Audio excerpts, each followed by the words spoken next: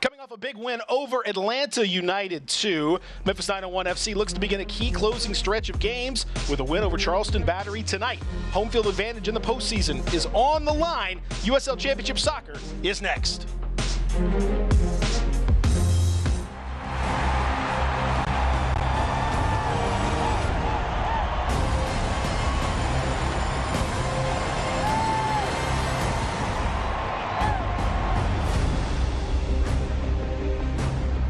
Welcome everybody to USL Championship Soccer. It's Memphis 901 FC taking on Charleston Battery here in beautiful Memphis, Tennessee at AutoZone Park on a night that is unseasonably warm but should be a beautiful one for soccer. My name Peter Edmiston alongside JJ Greer, and JJ, well, emphatically 901 FC clinched a playoff spot with a very impressive performance against Atlanta United 2 last time out, but they're taking on a Charleston Battery squad that's playing better as of late. Absolutely. You always have to come out strong against a team that, really doesn't have a lot to lose. They're out of playoff contention. You're here tonight at AutoZone Park. It's going to be a beautiful night. Expect 901 FC to come out fast and come out strong. And indeed, we talked about playoff performances mattering because it is just about playoff time. And as you take a look at the playoff picture, the seedings, well, they're not quite set yet. Certainly you're 6 games left to play, but JJ, Louisville with a 5-point lead at the top. As things stand right now, 901 FC in the second spot would take on Detroit and would have home field advantage, but they do reseed after the first round. So something to think about. You want to get in those first 3 spots if you want to get that home field advantage. Absolutely. You want home field advantage, but Detroit City FC, they're no slouch of a team as well. That's kind of a sleeper game right there. But of course, you're the number 2 seed. You want to finish strong this season. Maybe, you got about 6 games left in the season. Maybe you can sneak into that number 1 spot, get a bye as well. So we'll see how the end of the season shakes out, Peter. One of the things that could be problematic for 901 FC, Augustine Williams, the Charleston Battery player to watch, and he has been very impressive. The 25-year-old striker has scored wherever he's been in the USL Championship, and he's doing more of the same with the Charleston Battery. 14 goals in 29 games. That, of course, leads the team and is good enough for 6th place in the league's top scorers list. He's a big physical presence. You can see him finishing in and around the 6-yard box. That's his specialty. Williams will be the top priority for center back Graham Smith tonight. Well, and with Williams, you're going to get quality up and down the pitch. 14 goals scored. He's 3 behind, though, a gentleman named Philip Goodrum, who is, of course, the Memphis 901 FC player to watch. And he's 3 goals behind because Philip had 3 goals last time out. Peter, what more can we say about Philip Goodrum? He's been absolutely undeniable all season long. He had a rough few games at the end of August, but boy, did he rebound strong against his former club, Atlanta United 2. He's loved playing them this season. He was the hat-trick hero and, of course, the USL Championship Player of the Week. This week, I think he might have another multi-game here tonight at home versus the struggling Charleston Battery. Yeah, and he's just 3 back of the league lead in goal scoring, and he's done it all from open play. So impressive indeed. It is 901 FC and Charleston Battery. We'll have lineups for you, and we'll have kickoff coming your way next.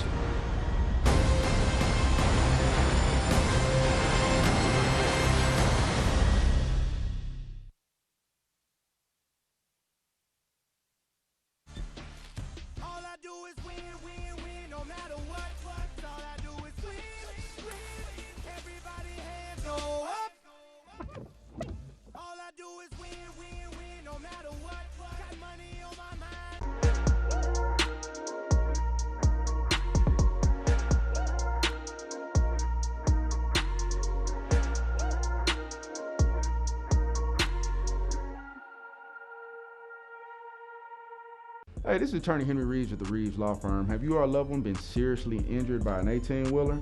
I want to let you know that 18-wheelers are not just big cars. If you're seeking representation from a catastrophic injury that happened from an 18-wheeler, you need to make sure you get with a firm who knows the difference and who knows what they're doing. A firm that has the resources to build the case up the way it needs to be built up for you to get the compensation that you deserve. Call us at the Reeves Law Firm or find us at beyourvoice.com.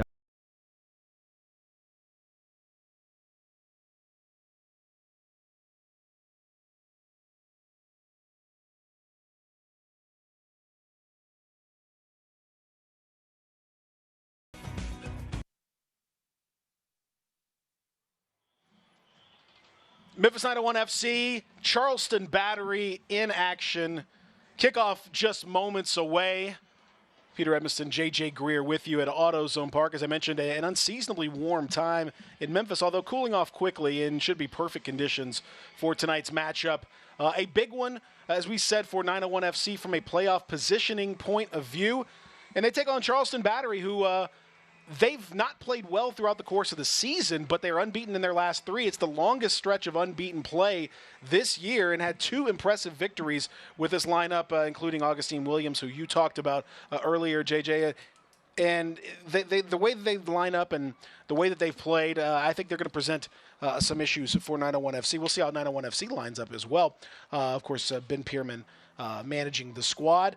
They are coming off one of the most impressive offensive performances of the year with a hat trick from Philip Goodrum up top, as you mentioned. Laurent Kisiadou back in the starting lineup after going through some injury issue, and had Aaron Malloy, Jeremy Kelly. There have been some big-time players throughout this squad, JJ, so it is a good opportunity to see what 901 FC can do. And they've talked about getting that home field advantage back for Ben Pierman, as we mentioned, from the XMC head coaching look for Ben Pierman, who's been so good. Over on the other side of the pitch, he'll be opposed by Connor Casey, who is the head coach of Charleston Battery. And we are underway, kickoff here on a beautiful night at AutoZone Park. Thrilled to be with you. Thank you so much for joining us here on tonight's broadcast. JJ, what does 901 FC have to do here to get that feeling back at home and to get get back in the good graces of this crowd and to get a big win tonight? Absolutely. Doing what they're doing right now. Looks like they're really active right now, moving the ball around the pitch. You see Aaron Malloy. They're active early. Get the ball to your best players, right, which is Aaron Malloy, Philip Goodrum, Jeremy Kelly. They've been dynamite for you all season long. I'd love to see Laurent Casilla do the number 11, who's playing in that kind of number 10 position for 901 FC. I'd love to see him, get back to his scoring ways and assisting ways like he was doing earlier this year, but really just come out fast and strong in this match, Peter. Put this team, this young Charleston Battery team, put them down early. Foul there, Leston Paul with a little hip check inside the center circle. Congratulations to Leston Paul, called up for Trinidad and Tobago's Nations League matchups coming up here in international competition. Is not the first time, but it's always nice to see the club captain being able to be honored in such a way, such a stalwart for 901 FC. He's been a mainstay for years and years, as long as this club's been here, which admittedly isn't that long, but he's been the one to watch. So congratulations to him. I think, as you mentioned too, the possession is going to be key for 901 FC tonight, because against a young team in Charleston and a team that we may yet talk, they've got a very exciting youngster on the bench who's making his first appearance of any type, who may see the action in the second half. They've got a lot of young players that are kind of looking for the future. That sort of team, you really want to make a statement early and often, and say, look, you're not gonna have these growth spurts on our expense. You're not going to do it on our home field, and I think that's important for 901 FC to do. Absolutely, and you saw the stat there. Charleston doesn't have a great record on the road, and conversely, 901 FC has a great record at home. So, if you're 901 FC, you want to really keep that trending upward towards the end of the season. Of course, you got that 3-0 win away from home in Atlanta United, and got a little bit of danger here. Yeah, a little sloppy playing out from the back. It's going to end up not harming 901 FC, but maybe a little bit of a warning to make sure that you take care of business in the back. Just underway here in Memphis, scoreless. Trey Muse will go and get the ball. For 901 FC too, trying to get everyone involved and everyone touching and moving the ball. And particularly, you mentioned Laurent Kisiadou, who's going to end up playing in that kind of number 10 support role to a degree. I think that's where he really excels. Since he's returned from his injury, it seems like he's missing that little extra spark that's made him so dynamic and such a dangerous player. Absolutely. And, when you miss that many games, especially a player of the quality of Laurent Kisiadou, he relies so much, on his ability to run around the pitch and his ability to run at players. I think he's just really just trying to get his endurance back, and as well as his first touch, which, the more minutes he gets, the better that will be. So looking forward to seeing him do some work tonight. Luis Fernando gets Jeremy Kelly involved, tries to dink it into a on-running Kisiadou, and unable to find that timing, but a nice move. Started by Kisiadou, a good, neat first touch, and spilled the ball over to Kelly. Kelly, by the way, was the man of the match In the first matchup between these two teams, a 2-0 victory for 901 FC in Charleston back in May, scored a fantastic goal and was just a real menace on the pitch, as we've seen him be from time to time. 2 goals late in the first half settled things for 901 FC. In that one, I'm sure Ben Pierman would take a repeat of that tonight. But Kelly, a guy that, there are a lot of Goodrum is going to get a lot of the attention, obviously, because of the goal scoring. That tends to be the case. But, JJ, there's been so many pieces to this team's success and their run to second in the Eastern Conference. You can just look across the field. I mean, even starting at the back, Graham Smith and Reese Buckmaster in defense for 901 FC have been fantastic. You see Fernando with a little trickeration here. We've got a yellow card. Yeah, and a very neat bit of skill that clearly the official did not like at all, and it's going to be a yellow card to Leland Archer. And Peter, it looked like very early on too. Within the first 5 minutes to pick up a yellow is always dicey. Now watch. Looked like he was grabbing onto Philip Goodrum. Philip Goodrum was trying to break free, and just Leland Archer was just with a hand around the neck there, the sleeper hold almost on Philip Goodrum. Well, Fernando had unlocked a real opportunity there, and Goodrum, being as sharp as ever, realized it, and Archer knew that if he made that run, he was going to be in with a 2v1 opportunity and a really good goal-scoring chance. So you take that yellow card, but it's hard to take one when you're part of the defensive center pairing 5 minutes into the game. That puts a lot of pressure on you to play mistake-free for 85 minutes. Malloy free kick. Puts it in a dangerous position, but well taken care of. But Malloy's going to end up back on the ball. Slides it over to Luis Fernando. Still plenty in the box for Fernando, should he want to. Going to cut it back to his left. Nice cross. Headed away by Archer. Bobbling around, and Leston Paul helps to settle it. 901 FC trying to maintain control. And a little foul lets the pressure off for Charleston Battery. Just 6 wins on the year for the Battery. JJ, by the way, the Battery in this case, just in case you're wondering, is not in reference to any sort of a power cell or anything like that. That would be ridiculous. No, this is the Battery of Charleston, the defensive seawall in Charleston that stretches through the Charleston Peninsula. So that Battery. Oh, there you go. Unless you make any sort of puns just about power or anything like that, don't be tempted to, because that's not the case at all. You learn something every day. And, Peter, you definitely just taught me, and I suspect a whole lot of people out there something. So thank you for that. Well, I hope so, because it's a historically important bit of information there from Charleston. Now, their Battery is starting to get penetrated here a little bit, because you're seeing a 901 FC putting some tidy moves together along that right sideline. Leston Paul acting as that fulcrum. He and Malloy sort of that double pivot. They've been so successful in doing that. Siegrist slides it up. Kiss you do over to Kelly. Kelly waiting for runners. Found one. Fernando cuts back. Kelly, good opportunity. Save made. Rebound in the back of the net. Goal. Philip Goodrum. Who else? Philip Goodrum on the rebound.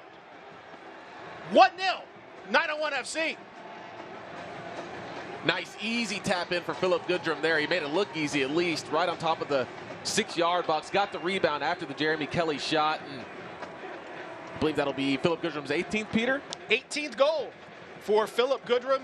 His 4th in the last about 90 minutes or so. He has been unbelievably prolific of late. That was a great opportunity. It fell right into his lap off of the Jeremy Kelly shot.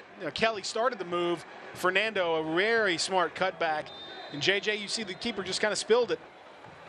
Yeah, difficult. Jeremy Kelly almost chopped that ball. You saw it take an awkward bounce, and wow, just Philip Goodrum, right place, right time. The rebound just came right to him. He's almost like a magnet on that rebound there, and nice, easy tap in. That's exactly what Philip Goodrum wants to get his 18th goal of the season. And you see why the Charleston Battery defense has been scared to death of him in this match so far. In 10 minutes, he's already gotten one of the center backs a yellow card, and he's already got a goal in this game. And you see him right away just run straight to his bench and celebrate with his teammates. So 1-0 to the boys in blue. Celebrating, yes, with Ben Pierman and the staff, the perfect start. We talked about making a great start for 901 FC. That's how you do it, by getting that early goal and taking away any hopes that Charleston would have of making a statement tonight at your expense. Not going to happen, at least not early on. Very, very impressive goal from Goodrum, who, again, it seems simple, JJ, the tap in, but it's because he's in the right place. He's running, he's making those runs, he's putting himself in those positions. Those are instinctive positions for a finisher.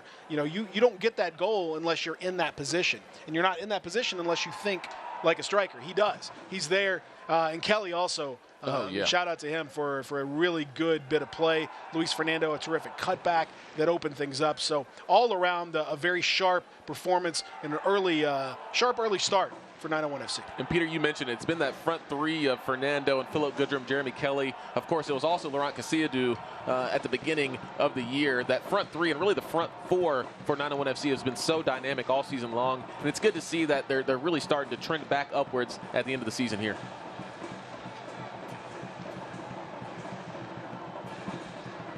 Ball played out.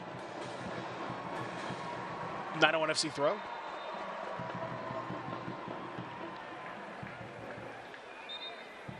And I tell you what as well, Peter, I mean, we know that Ben Pierman is a great coach, but seems to be a great coach for strikers as well. Of course, 901 FC had Kyle Murphy last year, who I believe crossed the 20-goal mark in the USL Championship. And, of course, he's got Philip Goodrum, who, by all accounts, will cross the 20-goal mark this season. He's already at 18 goals with, what, six matches left in the season. So, you know, Ben Pierman, exactly. Ben Pierman has just been so good, and also the front office with 901 FC have just been so really good at just identifying strikers that just have an eye for goal. Well, and that's the thing is you've seen this team.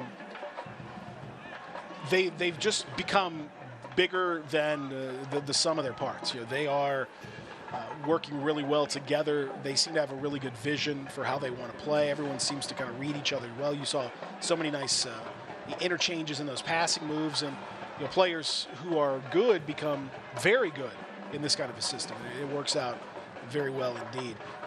Foul. Free kick taken quickly from Malloy over to Segrist, back to Buckmaster, who slides it over. Now headed on, and another opportunity here down that right side. Fernando, nice pass. Philip Goodrum making the run. And another goal! Just that quick. He's not done. He's not done. 2-0. Philip Goodrum. You see, Peter, Philip Goodrum said that's too easy. 2 goals in about 12 minutes here. You saw the combination play once again. Look at this pass here from Fernando. Just slips in Philip Goodrum. Nice, easy finish to the back post. He knows that's going in right away. He just slips it right past the keeper, Farrow, there, and another celebration. Look, Farrow, a decent angle he takes, but Philip Goodrum was never going to miss from that angle with the confidence that he's got right now. Do you see him running over to the sideline, celebrating with the home fans? 2-0. 901 FC, Goodrum on a hat trick already within the first 12 minutes of the match. Absolutely incredible stuff. 19th goal of the season, so should he score his second straight hat trick, which at this point, I mean, he may have 2 hat tricks tonight. Exactly. Who knows? That will be his 20th goal of the season when he gets that next one, and that next one could come at any time. 901 FC looking so dangerous in attack. Every time they're in attack, they are dangerous. They are moving. They are pushing, and it's been such a dynamic start to the match that Charleston could barely do anything about it.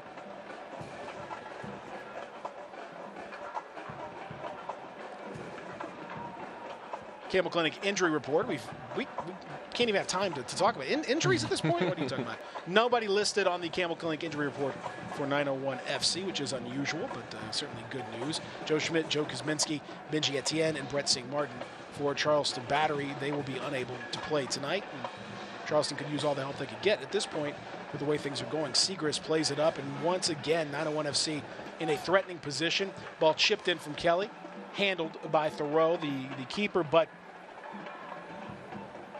Thoreau's really had not much to do except pick the ball out of the back of his net. JJ, unfortunately for him. That ball, early ball, bounced, took a weird hop off the turf and was handled by Graham Smith, although Charleston thought it was literally handled by Graham Smith. I think exactly, Peter. I'm no snitch, but you know that might have. He may well have been. It may well have been handled. You're right. I use that term deliberately, but in any event, yes. They might have a case there, and really they need all the help they can get. When at this it rains, point. it pours for Charleston. So yes, the Battery at this moment just kind of swimming right now. They're a little bit dizzy because of the onslaught we've seen early from 901 FC. Absolutely, they're just hanging on for dear life right now. The front three and really the front four for 901 FC have just caused absolute nightmares for Charleston Battery and that Charleston Battery defense. Malloy snapping into the tackle. Referee involving himself in the play. You can't do that. Yeah, you need to stop the play.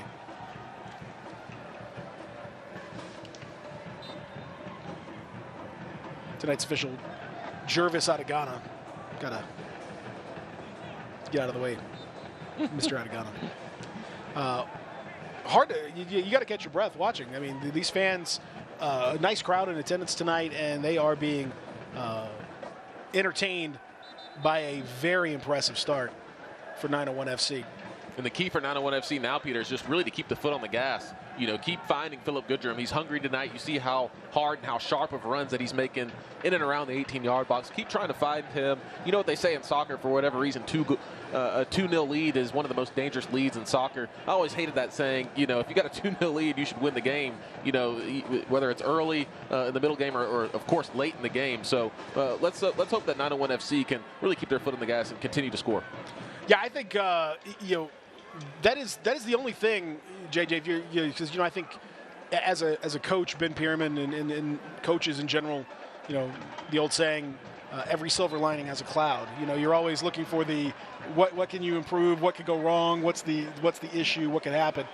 And the truth of the matter is that, you know, you could always think that way, but for 901 FC, I think you said it.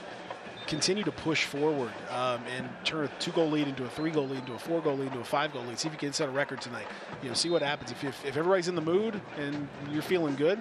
Have you been involved in matches like this where you just felt like, you know, everything was just kind of clicking and you just felt you just kind of had that, that extra feel? Absolutely. 901 FC should. You know, they're one of the top teams in second place in the USL Championship Eastern Conference. They should have a lot of confidence going into this match. Well, and coming off that 4-0, you know, where when you played spectacularly, and Philip Goodrum scored 5 goals in the last. I'd have to go back and look at but I would say it's probably about 90 minutes of actual play.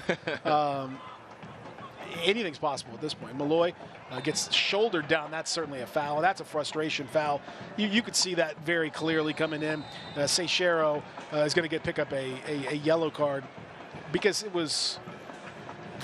that was a frustration foul. There's no need for him to even pick up any foul, much less a yellow card. Peter, not only was it a frustration foul, but then he threw away the ball in frustration at the end, and I think really that's why he earned the yellow card. You know, the foul was the foul, certainly a foul, but that man right there, Seixeiro, didn't agree with it, kind of threw the ball away, and then, as you mentioned, Peter, just a lot of frustration for this Charleston Battery side in the first 18 minutes of this match.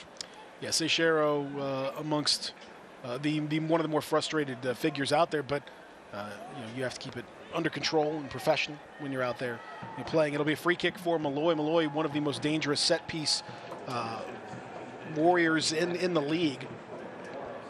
Young man who's come in from USL League One in Forward Madison and has acclimated beautifully to life in the bigger league and has been a key part of why 901 FC has been so effective. He can put these balls in dangerous positions, and a bunch of thirsty 901 FC players just waiting for some service.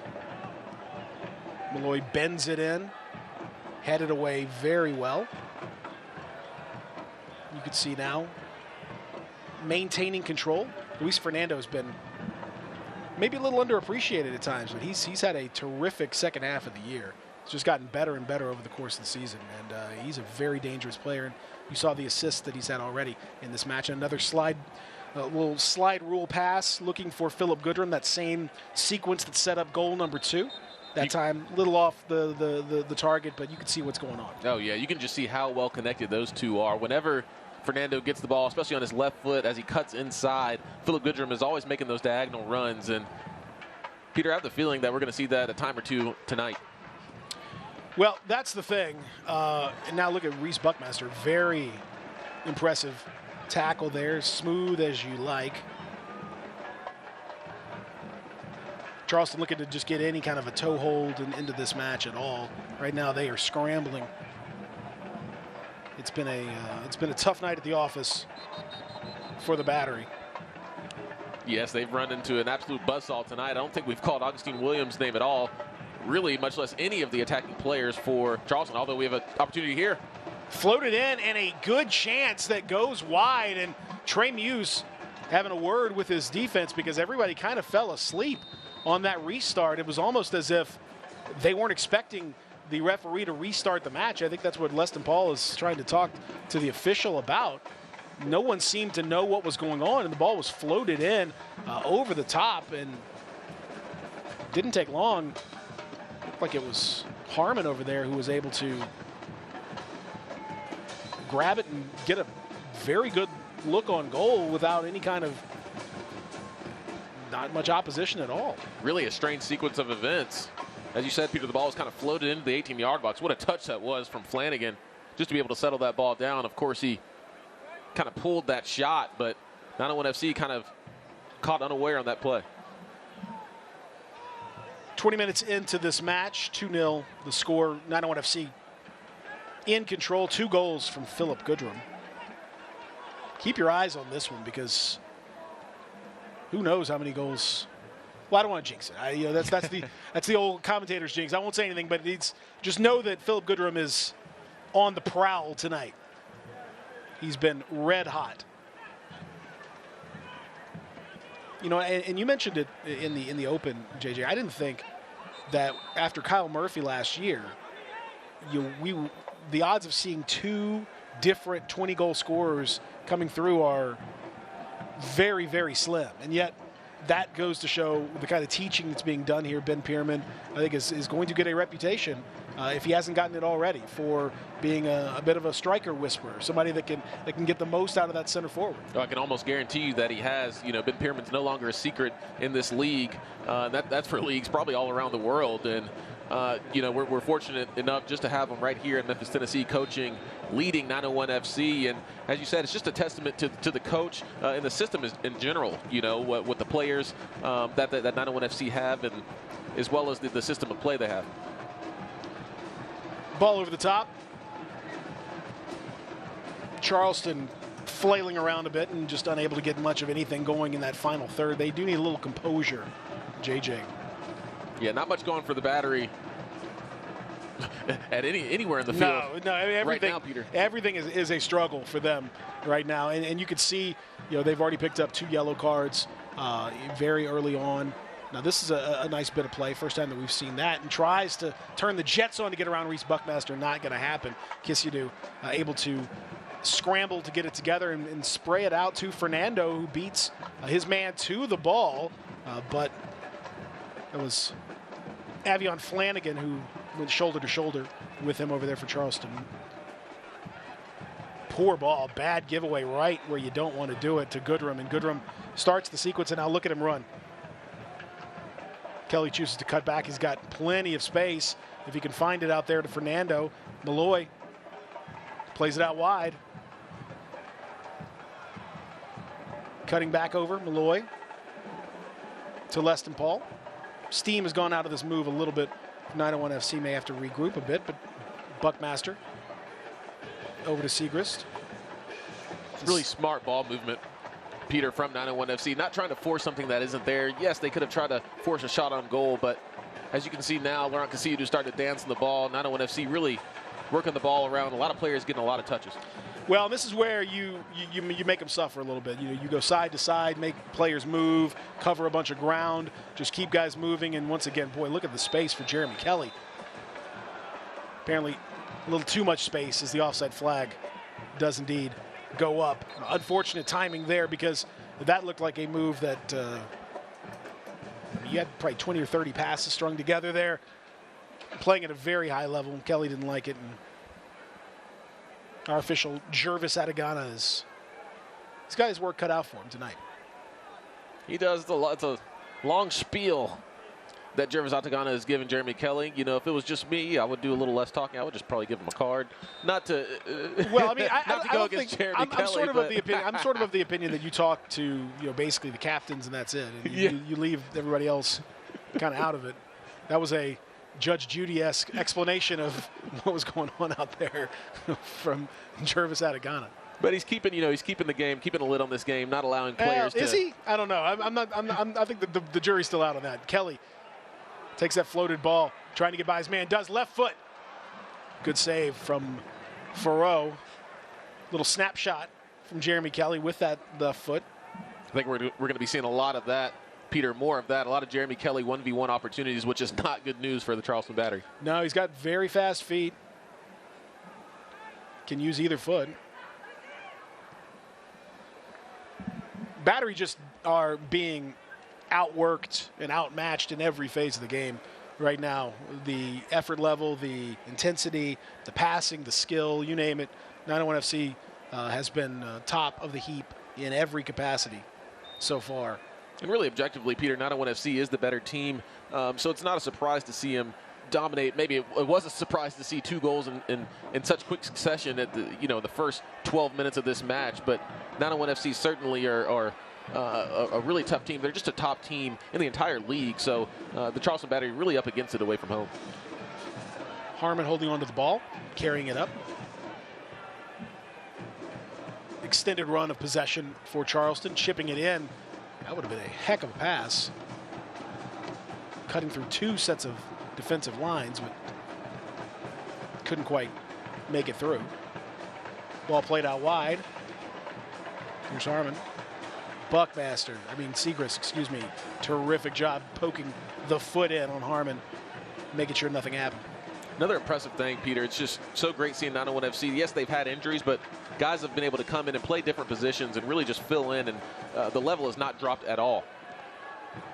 And that's going to end up being a corner for Charleston, as that ball was deflected. Kind of a cheap one to give away, but sometimes that does happen. So a first bit of danger, let's call it, for 901 FC.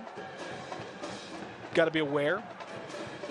Charleston they're not perhaps the most skilled team, but they do have 2 or 3 targets in there with some physicality. Got to be mindful of that. We've already seen that physicality throughout the pitch. You're exactly right, Peter. Through the run of play, 901 FC clearly have the advantage, but this is where the Battery can hurt you on set-piece opportunities and potentially on counter-attacking opportunities as well, with Augustine Williams, big number 9, in the 18-yard box for Charleston. Ball is cleared, and cleared emphatically. 901 FC putting a big leg right through it. Ball played up, and it's going to go out of play. Goal kick coming up for Trey Muse. The next goal is vital. Obviously, if Charleston gets it, that puts them right back in the mix. If 901 FC gets it, you would think that might already be game over, down 3-0 and playing like this. So that next goal is critical should it come. And these fans here in attendance want it to come from the boys in blue.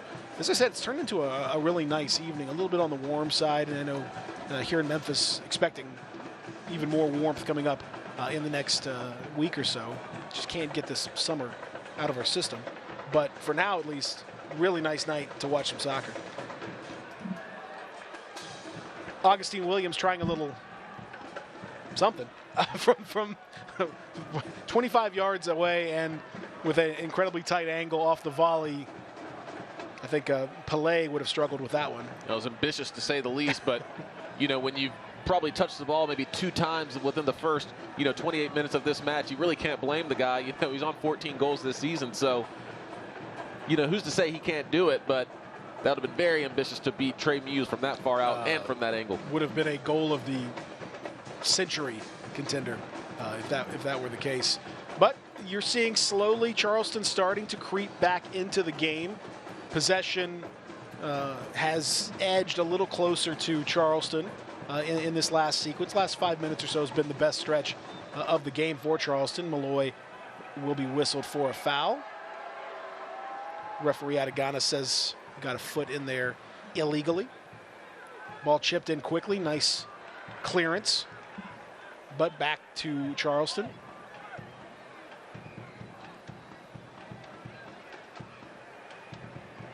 Long shot well over the top of Trey Muse. And again, letting 901 FC off the hook with some of these attempts.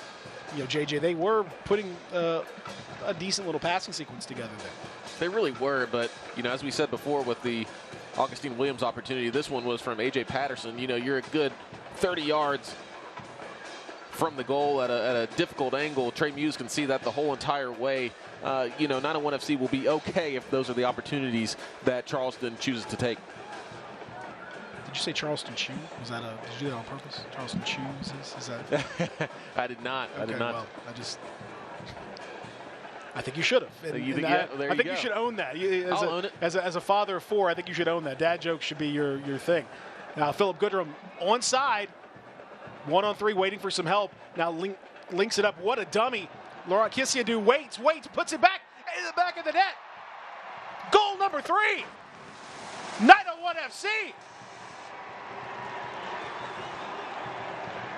What a fantastic goal that was from 901 FC, and welcome back to Laurent Kisiadou. Getting back on the score sheet, you can see what it means to Aaron Malloy and the rest of his 901 FC teammates as we see the smoke billow from the stands. From the Bluff City Mafia, 3-0 to the boys in blue. A spectacular sequence of play. What a smart play. Look at Goodrum laying it off, and Kelly with the dummy, and then some work to do for Kisiadou, but takes 2 players right out of it with that cutback to his right, and then boom, left side, down low, perfect strike. And you see Thoreau, the keeper, just holds his hands up and says, what am I supposed to do with that? The answer is nothing. That combination of Goodrum and Jeremy Kelly and Laurent Kisiadou, you see the big celebration right there. They had that Charleston, Ronaldo there. Yep. They had the Charleston defense spinning like an absolute top. Charleston barely knew where the ball was. You know, the last place they saw it, you know, they picked it out of the back of the net. So 901 FC just continues to put the absolute hammer down on this Battery side. And I suppose that's going to count as an assist for Philip Goodrum, technically, because he played the ball that was dummied. But yeah, I've always thought that if you dummy it, you should get an assist, or because you're consciously making a choice not to play. It changes things, but I don't know that he's necessarily going to get credit for that. Probably should. 3-0 is the score. If you're scoring at home over the last 2 matches for 901 FC, it's 7-0 on aggregate in the last 2. So this has been a very, very productive run of late. They are prolific right about now, and there may well be more to come. You could see how they're playing. There's just a real spark when they get in that final third. They are incredibly dangerous, and I don't think Charleston has much of a plan to be able to deal with them. Now the question becomes sort of damage limitation for the Battery here. What can you do to keep this from, becoming a really, really bad scoreline? And 901 FC, they've really just taken care of business, as you mentioned, Peter, the last 2 matches, just doing as good teams do. You know, Atlanta United 2, near the bottom of the table. Of course, the Charleston Battery near the bottom of the table in the USL Championship Eastern Conference. You know, when you're a top team playing teams that really are out of playoff contention, they don't have much going for them in the season. You're supposed to put them down and put them down early, and that's exactly what 901 FC have done the past couple of matches. Another foul there, and things again starting to get a little chippy. Oh, that's a red that's card. Gotta be a straight yeah, that's red a straight right red.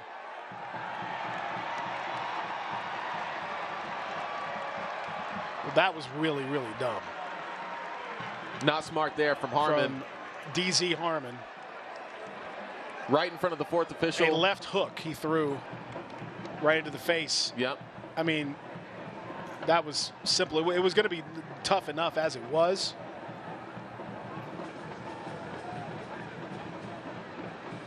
Now you see the official asking for number 21, if you can read lips.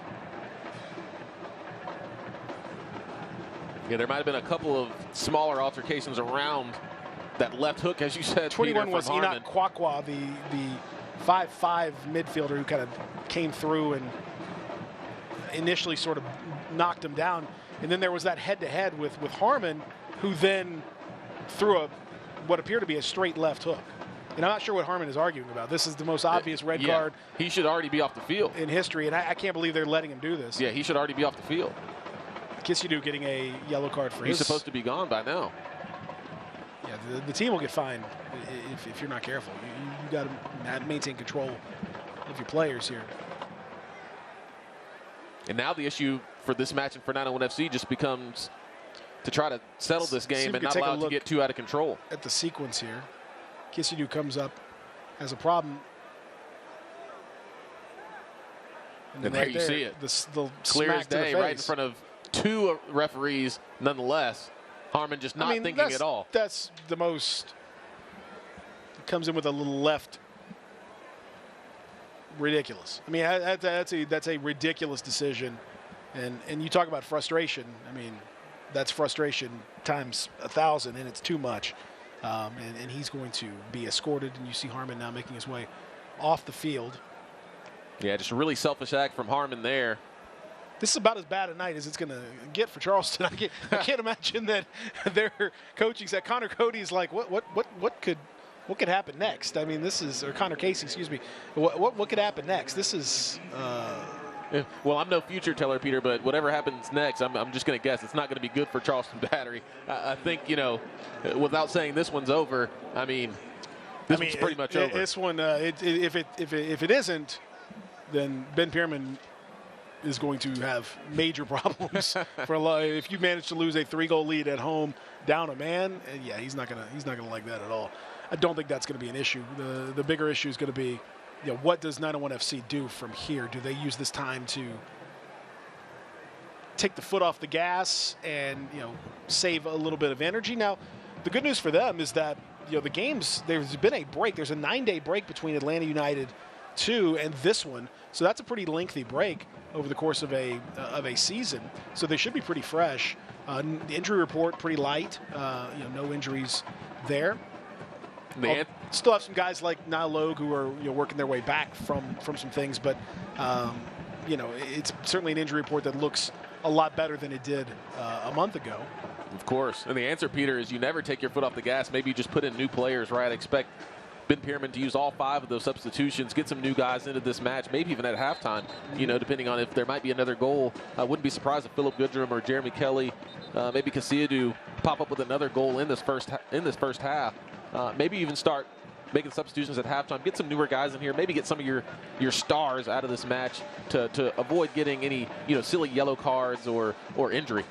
Yeah, or getting injured from a frustration play from the team that's getting beat. That's the other thing that you have to be concerned about. But I'm of the opinion that you play as hard as you can for at least the first half, no matter what. The score could be 15-0, and you play as hard as you can through the first half. Well, it could be 20-0. Look, we also this is professional soccer here. There's also goal differential to think of, absolutely, which could really come into play, towards the end of the season, and goal differential really starts to matter.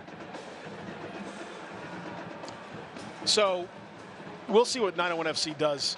In the meantime, there's already a quick substitution happening for Charleston as they kind of try to figure out what's going to happen.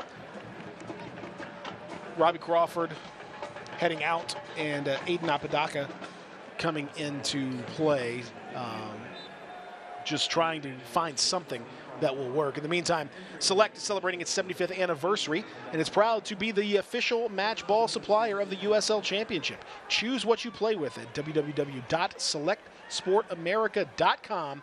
Select, League's Choice, Player's Choice. That Select ball has been in the back of the net a lot in this match already. Now, a dangerous ball, well dealt with. Reese Buckmaster is able to just edge ahead or over the top. It is going to be a corner for Charleston. Most dangerous ball we've seen from the Battery all match. And that one had to be dealt with and was dealt with from Buckmaster, who is just an ever-present. Typically out on the wing, but tonight, being played more in the center back role and just doing everything he needs to do. Such a versatile player. Corner kick in and will be kind of deflected out from Williams. It'll be a goal kick. Not a bad ball. Outswinger where it needed to be, but unable to do much with it. Decent ball, and really at this point, that's probably going to be the only real opportunities that the Battery are able to get in this match, off of set pieces, off of corner kicks, and off of maybe silly fouls from 901 FC around the box. So, that'll really be key for 901 FC, is just limiting those set piece opportunities. There's always a little bit of a transitional time, too, when a player's sent off, because both teams kind of have to figure out what they're going to do. The team with 10 men trying to reshape their formation, reshape people's roles on the fly. Soccer, it's what makes soccer such a special sport, is that you can't call a timeout and, change your lineup around and all that. No, you got to make those decisions. Those players have to make those decisions on the fly. The coach has to get that information on the fly, which can be tricky. And then when you're the team with 11, you have to kind of figure out what are they going to do. So how do we then attack? Where's that space? There's always space. With one player fewer out there, where's that space? So it does take a little bit to kind of find a new rhythm of this game, and I think that's what we're seeing in the last few minutes. And I really think Leston Paul and Aaron Malloy, they'll be able to figure it out. They're the coaches on the field, of course. Leston Paul, the skipper, and Aaron Malloy, one of the best midfielders in the entire USL Championship. They'll be able to see what the Battery are doing, and they'll be able to unlock this defense, as they've been doing all match long. Terrific tackle. Playing on that far side touchline.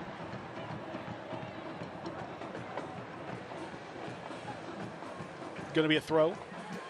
Just 5 minutes plus stoppage remaining in this first half. A first half that has been filled with intrigue, filled with highlights, filled with terrific play, and a little cherry on top of some crazy play and a red card. So absolutely, basically whatever you want, you probably got it with this match, unless you're a Charleston Battery fan, in which case a lot of drama, and just overall it's just been a really busy game. As you said, Peter, just 4 game-changing happenings, if you will, in this match, with the red card and of course the 3 901 FC goals, and really 3 shots, 3 good opportunities, 3 goals for 901 FC. They've been incredibly efficient in this first half. Couldn't settle the ball down. Finally it does. But back to Farrow. And that's what you love from Reese Buckmaster there, just taking that touch out of the air and then finding the open Casillas, just sprints at this back line. Casillas gets it over to Luis Fernando. Fernando looking to curl one in, but he's going to wait and wait and wait. Play it back, control the possession a little bit. Smart idea with the man advantage and a 3-goal advantage on top of that. Maybe the only time Buckmaster's put a foot wrong. No worries, no worries. He's under control. He's got this. No harm, no foul there. Casillas plays it back. A little bit of a dangerous back pass, but it's okay. Back to Buckmaster. You see 901 FC just trying to pull Charleston out of position now. We're going to go ahead and let that confusing series of calls and non-calls there from the officiating crew. The offside flag was up before that ball was even finished. On top of that, might have been a foul called before the ball was played. There was a foul that was called, and it looked like he was going to play advantage, and then the advantage disappeared with the offside. I guess that's what happened. It looked like it may have been a foul on Charleston that was not called. So a little bit confusing there, but the offshoot of it all is that Charleston, a free kick near the center circle with about 2.5 minutes left to play, plus stoppage time in this first half. And there should be a decent amount of stoppage time with the goals, red card, etc.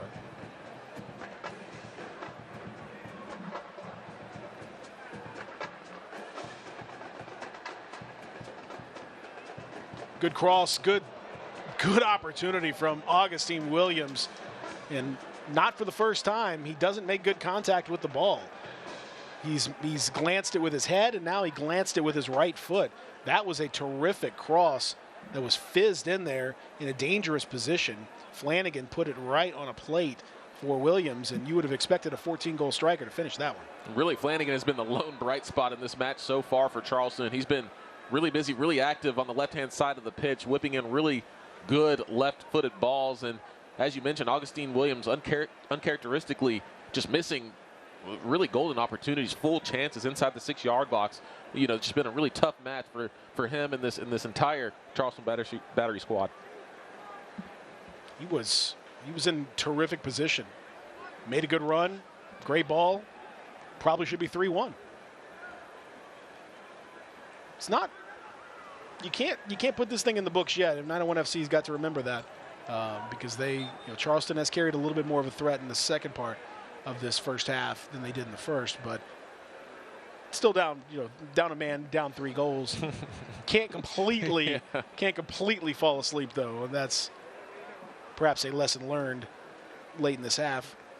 I'll be really curious to see, Peter, if Ben makes some substitutions at halftime. Maybe, get Knight Pickering, the youngster, maybe put him up top for Goodrum. Of course, get Handwalla Bwana, get him in the match.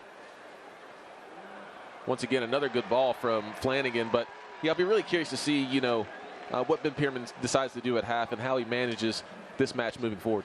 Yeah, I would imagine, in Handwalla Bwana, you mentioned he scored late in the match with Atlanta United 2 last time out.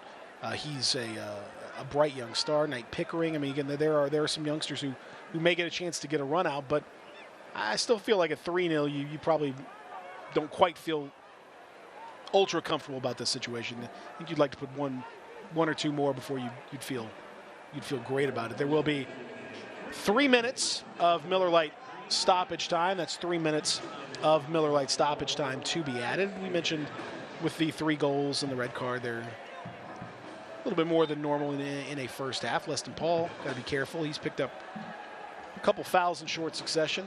This official shown he's not afraid to pull the cards out if needed. That ball goes over the top for a goal kick. The game has kind of lost its sizzle since the red card.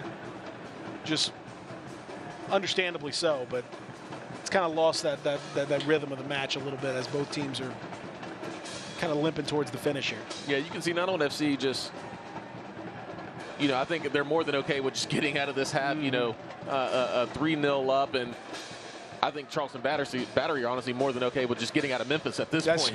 They may leave at the half. Exactly. As a player, yeah, of course, you always want to fight and work hard, but sometimes, you look up, it's 3-0 down, you're a man down. They're up against Mount Everest, right? And they're in an absolute valley. So I think at this point, if you're Connor Casey, the head coach for the Charleston Battery and those Battery players, you're just looking to get out of here with no more, silly red cards. Try to walk out of here with at least a little bit of pride. And you see a little time wasting done from Trey Muse there.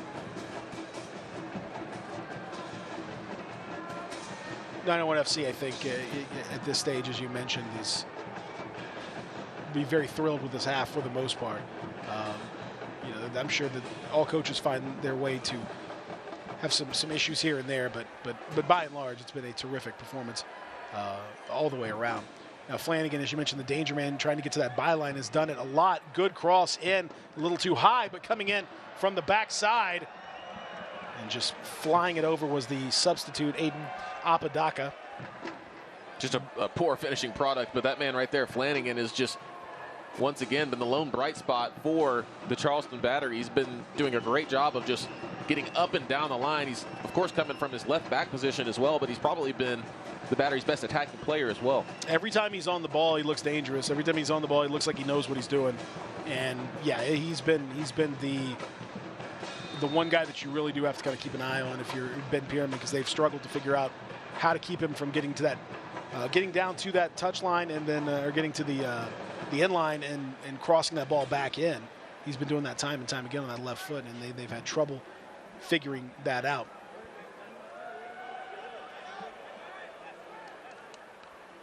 Coming up at the half, of course, we'll have updates on what's been going on around the league, and we'll let you know, take a look at the standings and all that good stuff. We're also going to be able to talk with Ben Pierman towards the end of the half, and I think we'll also be joined by Caleb Sewell coming up as well, who is the assistant sporting director of the squad. So it's one half in the books, and what a half it was for 901 FC, and for that man, Philip Goodrum. 2 goals for Goodrum. And then Jeremy Kelly set up a terrific shot right there. It's been fantastic so far. Kissy waits, puts it back. Halftime coming your way next. 3-0. 901 FC with the lead. Endo, nice pass. Philip Goodrum making the run. In the back of the net. Goal! Philip Goodrum.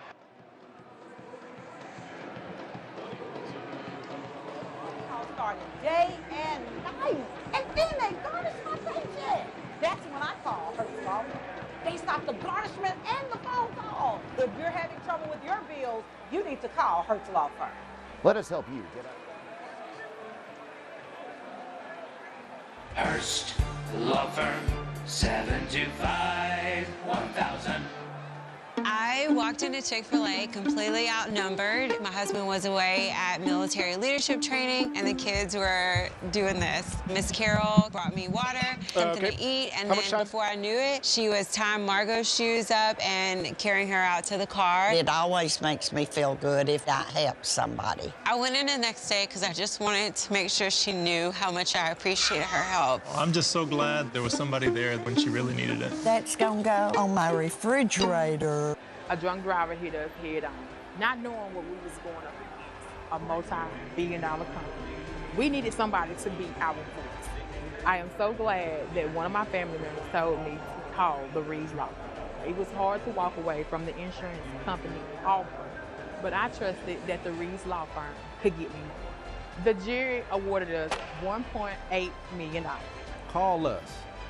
Let us be your voice. Hey, this is Attorney Henry Reeves with the Reeves Law Firm. Have you or a loved one been seriously injured by an 18-wheeler?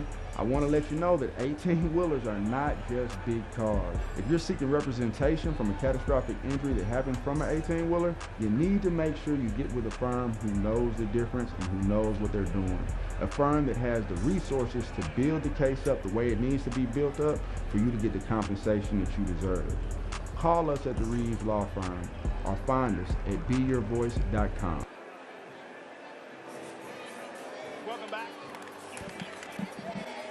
Welcome back to an impressive performance from 901 FC.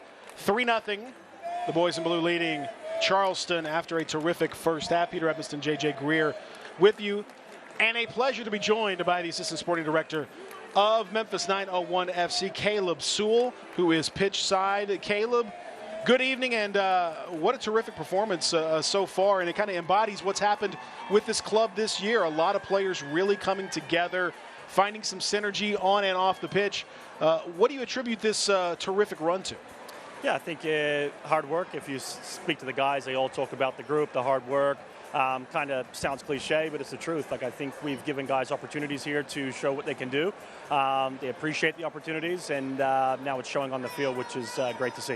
When you see a player like Philip Goodrum, who's now up to 19 goals on the season after 2 more today, Kyle Murphy last year with 20+, to have 2 separate 20-goal scorers for a club, it really speaks to me, Caleb, of the culture at the club to bring in different guys, but they all seem to thrive. Yeah, exactly. I think he's another guy that stepped up this year and had a fantastic season so far. We hope it continues, you know. But there's others in there, Louise and Jeremy, and we can go through the whole list. There's a ton that have been given opportunities, been given minutes, and I think like that, they push each other on a day-to-day basis, and we don't really have any weak links right now, which is good to see. So long may that continue. Long may it continue as well. Caleb, thanks so much for joining us. Best of luck in the second half and continued success this year. That's Caleb Sewell, the assistant sporting director, 901 FC. After a terrific first half, it's been a good season. We'll talk more about it when we continue on halftime.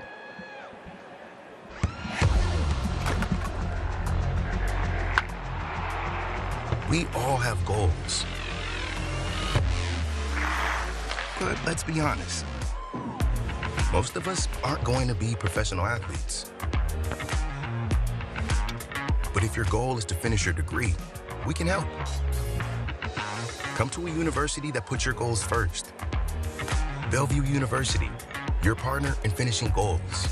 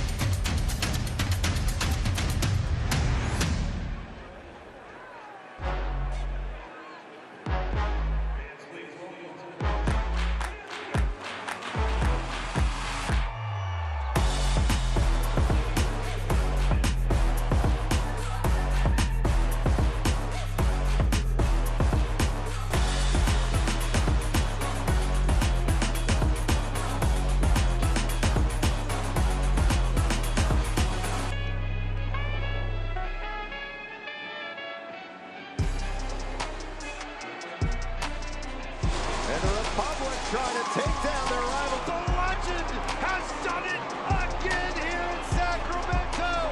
He's turned the whole game around. It's a goal for Orange County SC and their first of the season. And that's full time. The old guard with a new trophy. Orange County wins the USL Championship final.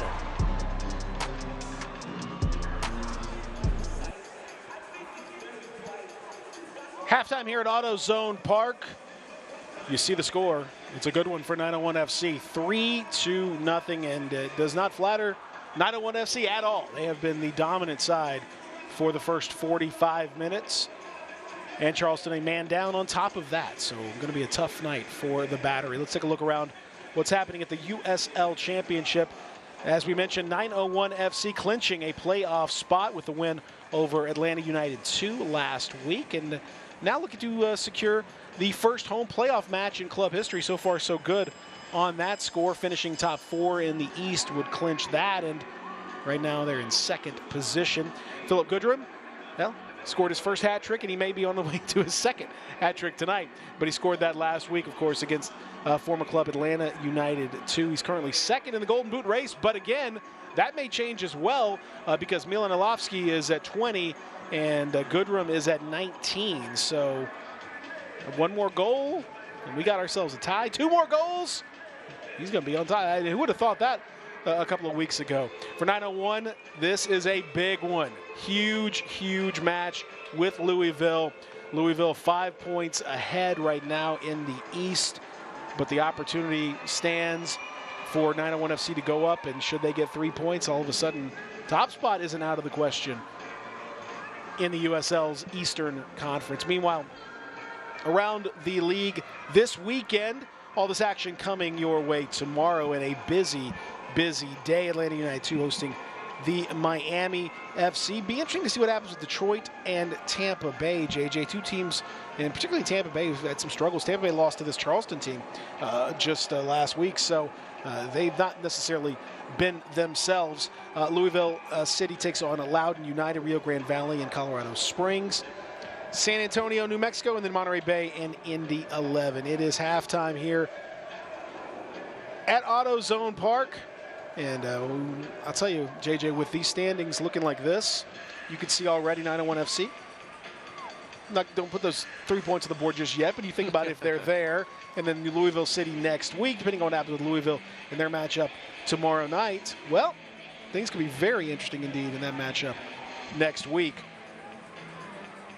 Let's take a look at the stats. It's been all 901 FC. Look at the shots. Charleston actually with more shots, but again, they've been very low-quality shots.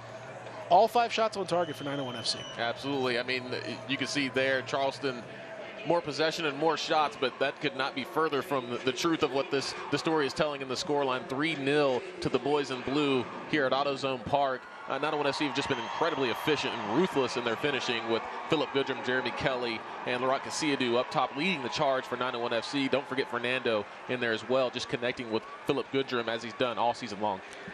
Well, it's a terrific set of numbers for 901 FC, because the ones that really matter are the goals. They got 3 of them, and Charleston's got 0 of them. So, second half coming up here shortly.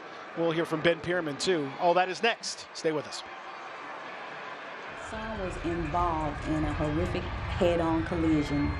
My first thought was, when they were taking him away in the ambulance, was to call the Reeves Law Firm.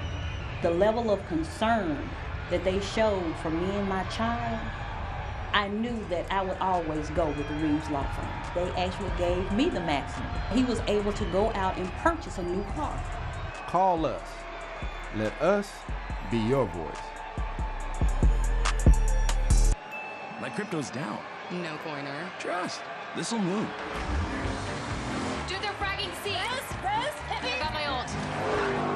That's 472 horsepower and 395 pound-feet of torque.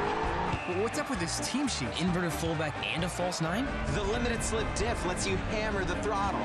You don't get it till you go all in. Poggers. Stick it in the onion bag. The Lexus IS, all in on the sports sedan.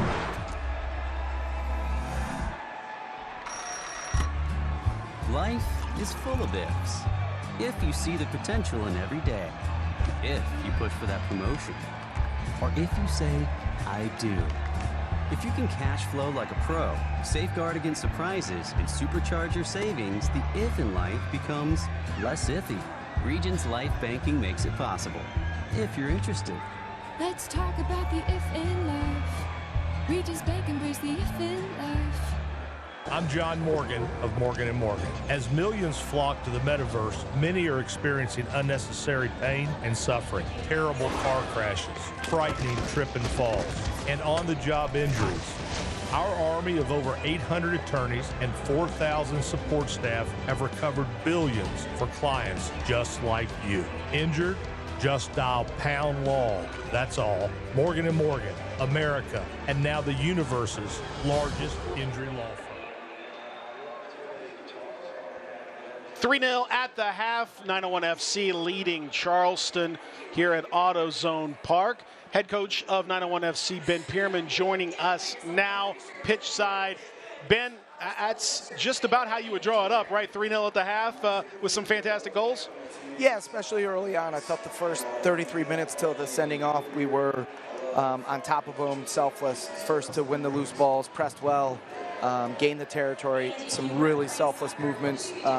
And then we took our foot off the gas. So that was the team talk at halftime. Is the second half, we can't be taking our foot off the gas. We have to put them under pressure when they break our lines in the final third. We got to do a better job defending Williams in the box, and then we got to be good on the ball, not casual. As good as Philip Goodrum has been this year, 5 goals in the last 3 halves is about as good as it gets. What's gotten into him? Yeah, I mean, I think he's hungry for goal. That's what he does. That's why you look at the last couple of years, whether it's Jennings, Murphy, Goodrum, these guys, they're in the system, they score goals.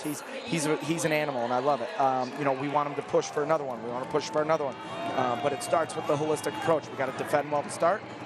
Then we got to move the ball well. We have to be buttoned up on the duels and the 50-50s, and then I bet he'll get chances to score. Good luck in the second half, Ben. Thanks. Thanks, guys. Ben Pierman, head coach 901 FC, and take a look at these highlights, JJ, and there are a lot of them. I can tell you that. It was a special first half for 901 FC. 901 FC, they were attacking early and often, and it culminated in this first goal here. Look at that combination play between Kelly and Fernando, and an easy finish right there for Philip Goodrum, who was right place at the right time after that lovely movement for 901 FC. Yeah, 5 goals in his last 3 halves for Goodrum, and here's the 5th one of those off of a terrific, that's a big-time finish from Goodrum, as confident as it gets to just slot it into that left side, left corner. You knew exactly where it was going to be, ran away from it. That made it 2-0, and then what a step over, dummy, and then Kisyadu with a much-needed goal to get him back on the score sheet. Look at that little one touch to clear out Flanagan, and then puts it in the back of the net. 3-0.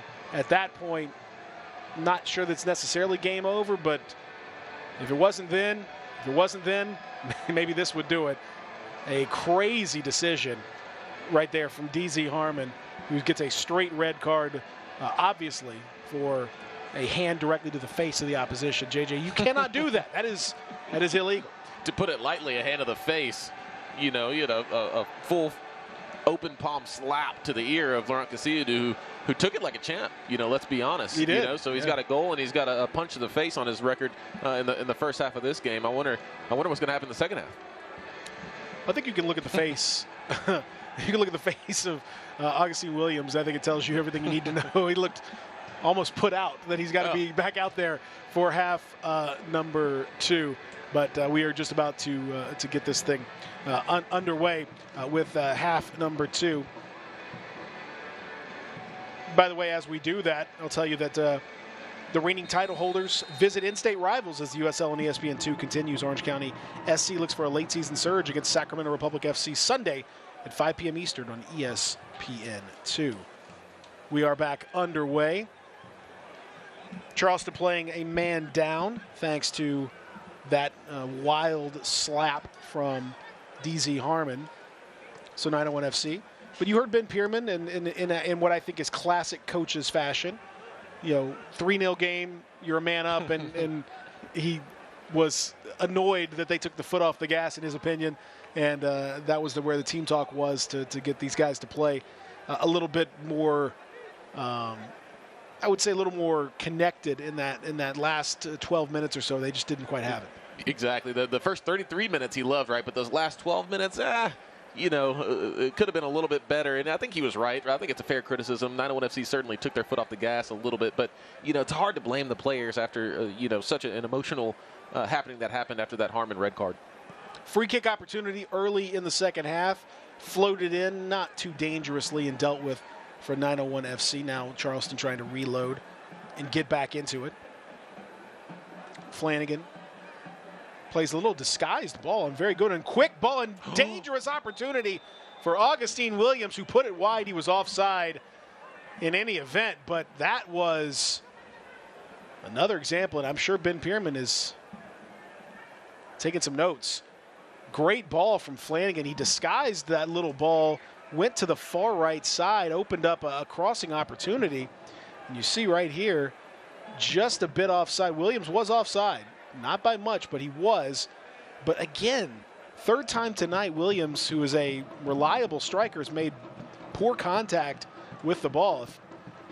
Had he made better contact, that would have been a goal. Now it wouldn't have counted because it was offside, but he's a little off tonight. Definitely a little off. Fortunate enough for 901 FC in that back line, because he's had a couple of actually decent opportunities. Yeah. As we've seen, Peter, this game could very easily be 3-2. Of course, that was offside, but just a hair offside. But Augustine Williams has had a couple of chances, you know, really good full chances, not just half chances, and for whatever reason just hasn't been able to put it in the back of the net as he's done all season long.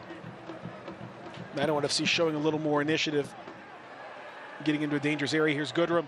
Fires one. Save made. Rebound available. Tipped away. Kissiadou trying to get there. Can't quite do it. Now the keeper down, and they will stop play. Dangerous situation. And you hope that he's okay, as Thoreau was very brave. You saw on that Philip Goodrum shot, Philip Goodrum just picked his head up at the top of the 18-yard box and just unleashed a really hard shot. And Thoreau, of course, spilled the rebound, and Fernando's got every right to go after that ball and just kind of followed through. Might have caught Thoreau in the head there. And as you said, Peter, got to hope he's okay. You can see him kind of moving around a little bit on the ground there, being checked out by the athletic trainer for the Battery, but got to hope he's okay. Looks like he's about to get up. Yeah, you're always concerned when it comes to head injuries and things like that. That's the biggest concern. It looks like the neck may be a little bit sore, too, because of the way that it looked like on that replay that he didn't quite make perfect contact.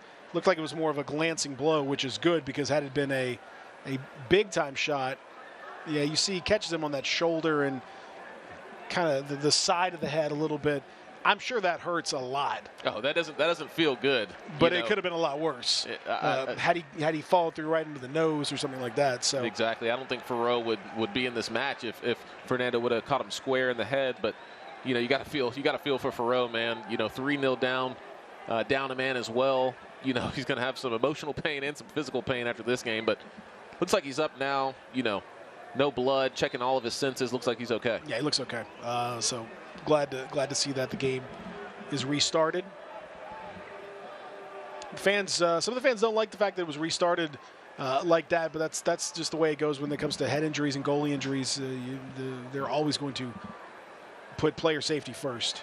It did seem like 901 FC had possession, though. It did, but it depends on when they stopped it too. Is the other thing. I don't know if they would have stopped it right away, and so they're saying that extra possession didn't count. I don't know what their ruling was on that.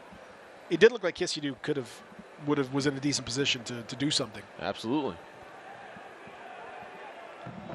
I won't let him off the hook though, because it's 3-0. Exactly. Yeah, so, that's the difference in this match. Not quite as upset as maybe you would be in a different situation.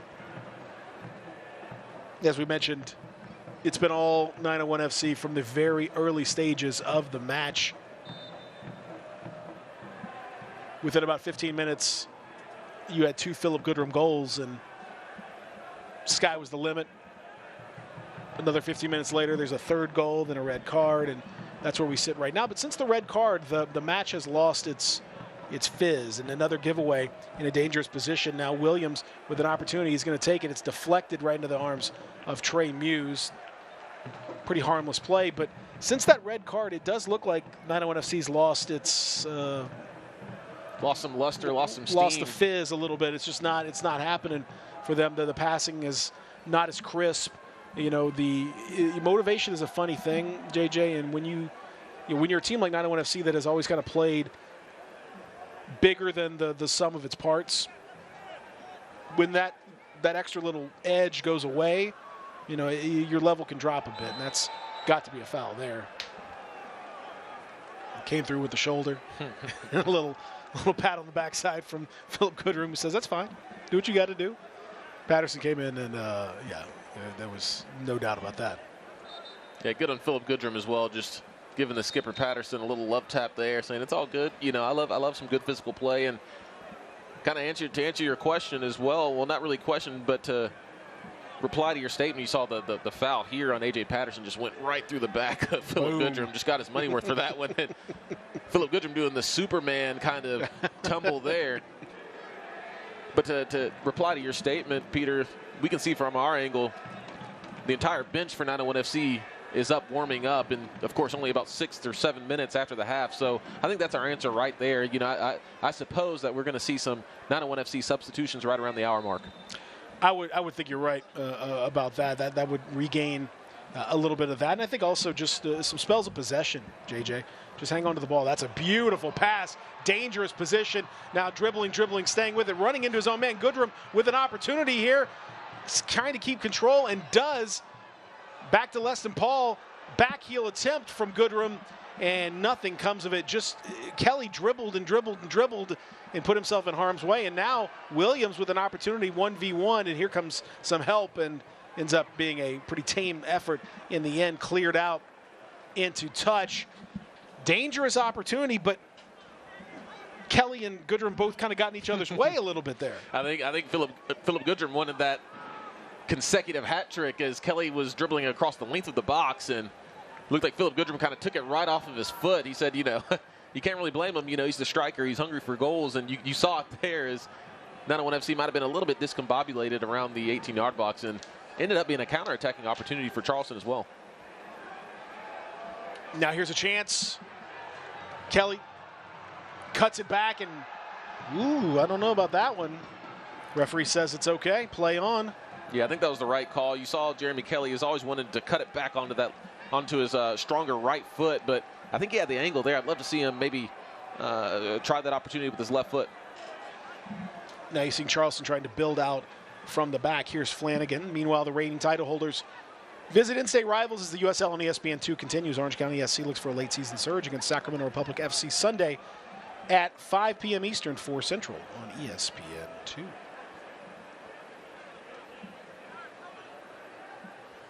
Still 3-0. Throw into 901 FC. Derek Dotson making that throw. Ball headed away, but Fernando just about able to corral it, and then some contact, no call. Kisyadu has it. Nice footwork, and Kisyadu goes for the glory and does not hit it.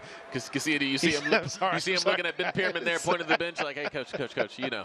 Hey, you don't have to tell me. I was feeling good there. Yeah. You saw him kind of play that ball around the Charleston Battery midfielder and then just go for glory from about 40 yards out. So you don't have to tell me. I got it. Now Augustine Williams again looking for the run. Late run right there from the back, and Mauro Cicero couldn't find him. Williams gets the ball right back. Good work from Dotson. Cuts it out. Throw in Charleston.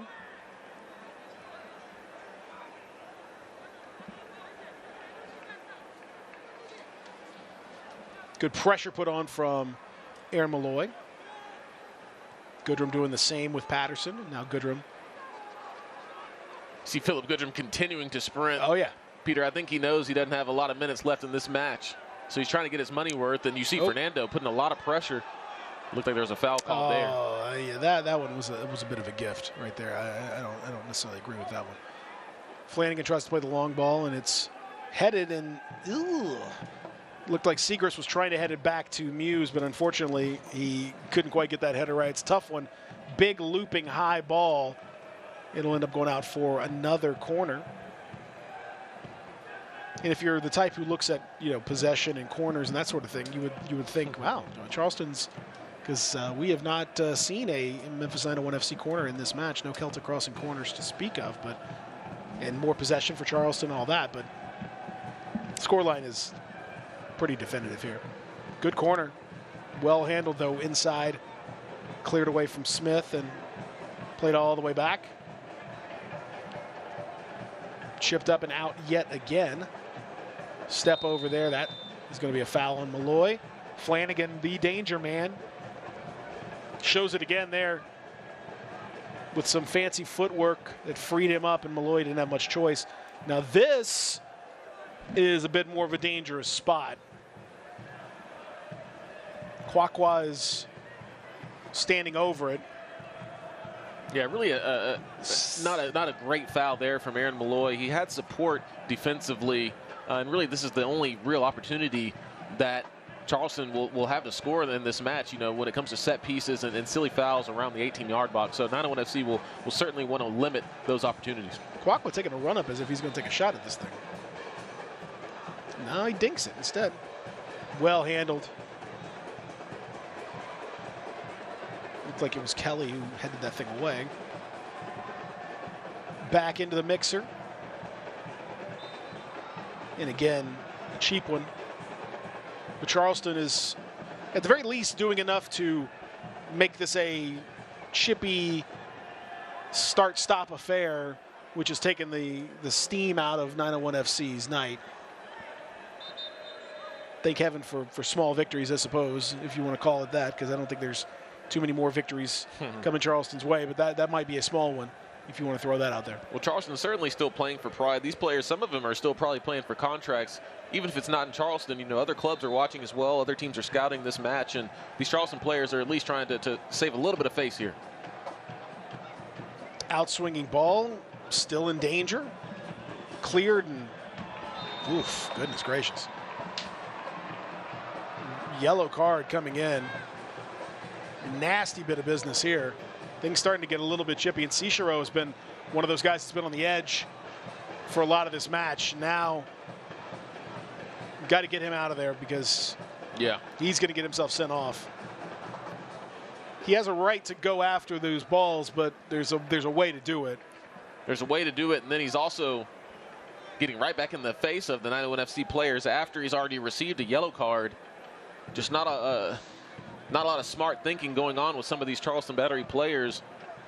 And I think you're right, Peter. If you're Connor Casey, the head coach for the Charleston Battery, I think you got to take this player out of the match. What more does he have to gain? It doesn't help when you're getting to take himself out of the match. It's not going to be Connor Casey that's going to do it because he's going to get sent off as in addition to his player. So Connor Casey now having an early night. I think Connor Casey, he's already trying to get out of here. As you can see, I'm not a lip reader. Don't read those lips. I'm not a lip reader, but I am a lip reader, and I can encourage you not to read those lips. Hopefully you're not one. Yeah, I heard him say awful. I don't know if he talking about the referee performance or the performance of his team, but it's just been a real struggle tonight for Charleston from top to bottom. So he gets a red card. Let's take a look at this again, if we can. Yeah. Cicero, not a lot in that, honestly. Cicero, no real opportunity to get to that ball. He knew what he was doing. He ducked his head down. I won't say that he was trying to take out Trey Muse, but it's just kind of generally understood. One of those unwritten rules where you don't have to go when you don't go after the goalkeeper. Yeah, I mean, yeah. And yeah, that was his second yellow, Peter. That was his second yellow. In all that craziness, we forgot that was. You're exactly right. That is. So now the Charleston Battery are two men down. This is something with no head coach and 3 goals down. See, this is what happens when things get crazy. I'm losing track of who's got what. Cicero's got his second yellow, so he's escorted from the building. Now you've got everyone kind of coming in to have a discussion.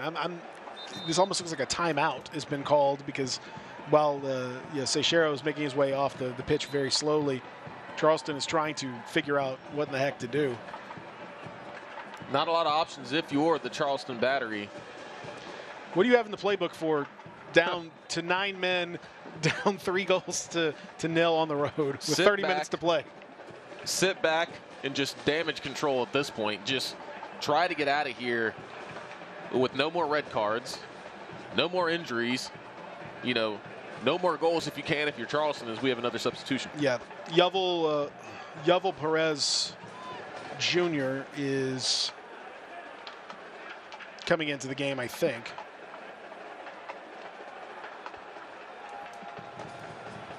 Our crew in the back, I wonder how often you guys get to use the playing with 9 men graphic.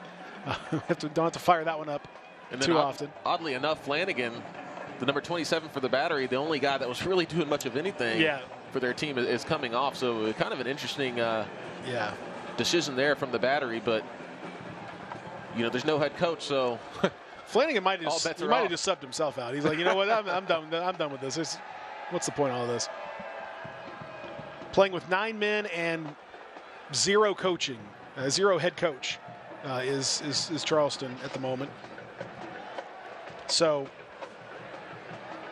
again, I would just encourage anybody out there to keep watching, because I would think something else is going to happen in this match, Peter. We finally get a Celtic crossing corner for 901 FC, as that is something that we have not had in this match until now. First Celtic crossing corner of the night, taken short and quick. Luis Fernando to Malloy. Malloy trying to angle, and he'll earn another corner in the effort to get to the end line. Malloy calling for another quick one. I'd say you're right about Philip Goodrum. He's going to be great chance. It's going to fall here. Opportunity for Kelly. Kelly off the post. Rebound from Goodrum, who couldn't quite put it into the back of the net. One of the rare times that he has not been able to do so. Kelly off the post.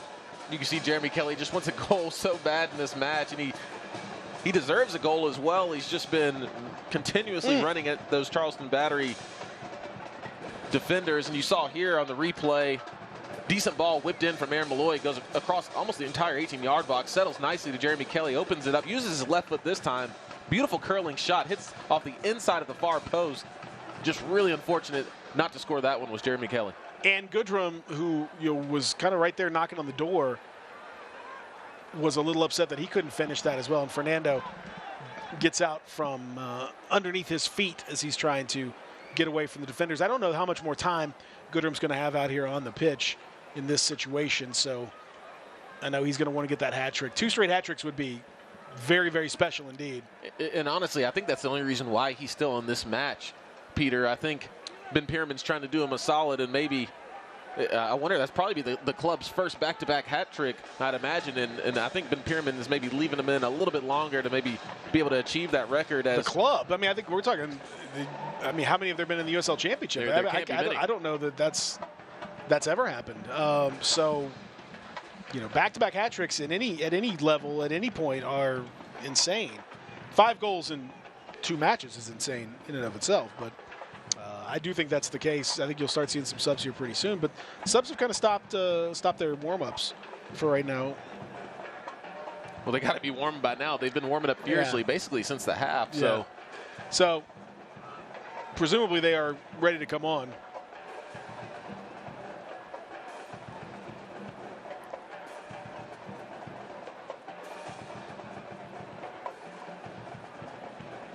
Down to 9 men. Charleston trying to find something, and now Goodrum. That's got to be another card. And that's his. That's his second yellow. That's his second yellow. He's out. Peter, I knew something else was going to happen in this match, and I don't know if I've ever seen a match with 8 players. We're getting to the point where this may. We have a hat trick of red cards now. And now Thoreau gets a yellow card for his measure. A 3rd playing red card and a 4th overall red card for Charleston Battery. This one goes to Leland Archer, who got a yellow card in the first 5 minutes of the match. Could have gotten a straight red for what he did to Goodrum on that last one because he basically stopped a one-on-one scoring opportunity, but certainly was due a yellow. You see right here, Goodrum turns him and then yanks the jersey. I mean, that's an obvious a yellow and potentially a red as it gets. And Archer, having played 60 minutes with a yellow card, I suppose we should have.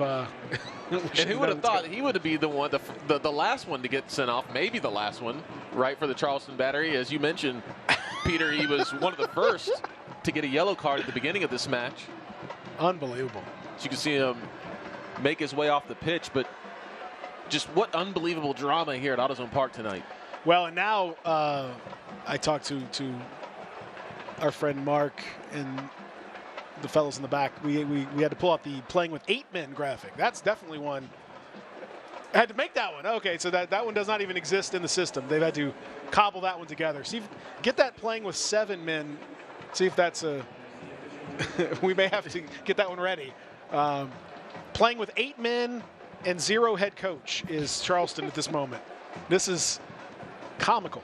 Usually, Peter, I would say it can't get any worse, but with this match, I'm just really not sure. We've still got another 25 minutes or so, including stoppage. So, this is quite something. I'm not sure if our friend, the official Jervis Atagana, needs to go to Charleston anytime soon. Might want to cancel that family trip if they had one planned.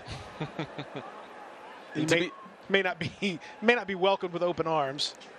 And to be fair to him, the Battery have really just brought this upon themselves. It hasn't really been like Jervis has made any real controversial call. It's been well-deserved yellow and red cards. Dotson plays it in, looking for Goodrum, and just a little off on the timing. It's almost. Have you ever been in a match where you've played against a team with 8 down 3 men? No, I don't think I've ever seen it. I just really can't recall ever seeing any type of match, men's league, rec, at any level, let alone a professional soccer game in the USL Championship, playing with 8 men on the field. Yeah, I think the list of those matches are at any level are very, very few and far between. And I appreciate everybody in the back, Mark King and the great folks back there doing the work. They cannot find in the USL record books any back-to-back hat tricks. They don't exist. So I didn't think so. I'm not sure you're going to find it in too many leagues anywhere around the world. That's an exceedingly rare situation. So I'm wondering if there's going to be a battery of subs here. We'll go through all of them as we do. None of which are Philip Goodrum. I was going to say I bet you Philip Goodrum is not one of them though, because I think you'd have to pry him off with a crowbar. He's going to be out here as long as he possibly can. But we do have some changes in the midfield for 901 FC. Hindwala Bwana coming in, Lucas Turchi coming in, Zach Carroll coming in the back as well. Among others, there will probably be some others over the next little bit. Fernando plays it off. Good ball in from Buckmaster. It's handled, though, by Farrow.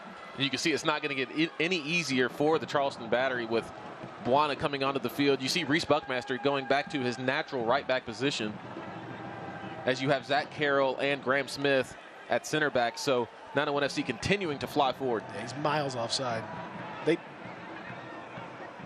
How did they not call that? He was.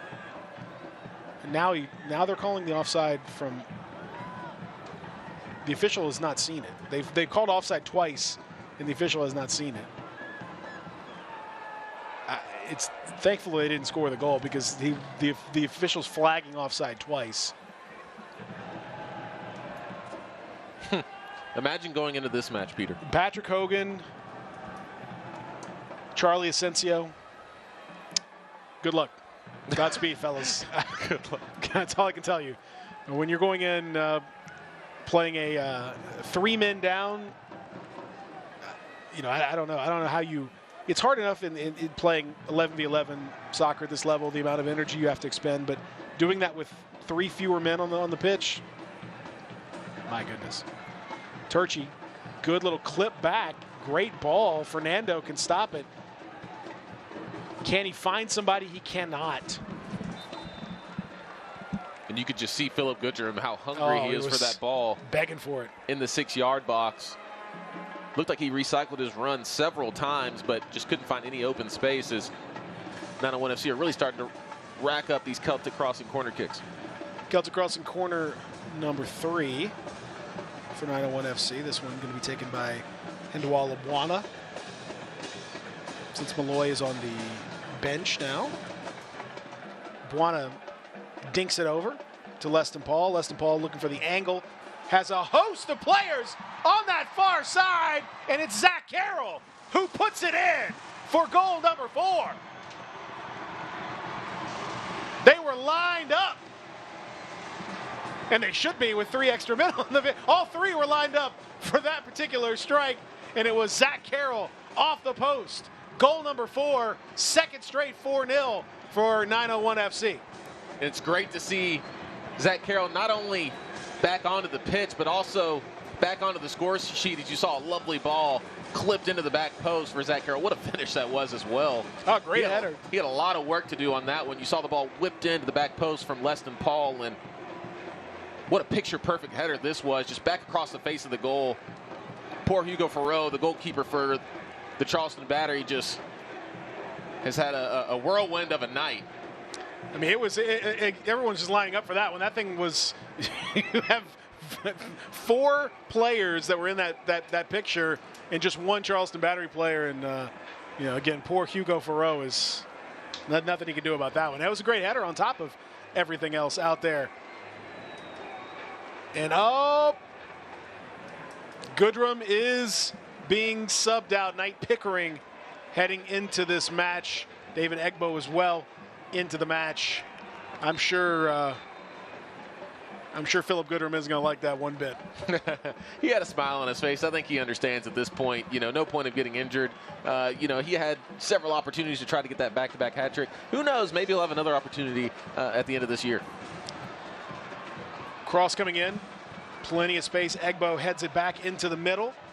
Ball's just about cleared away, but now you're seeing the toll being taken on Charleston. Every time down, 901 FC with this massive advantage looks like scoring. You see these huge gaps opening up in the midfield and in the final third. Just running out of personnel. Turchi powers through, great save.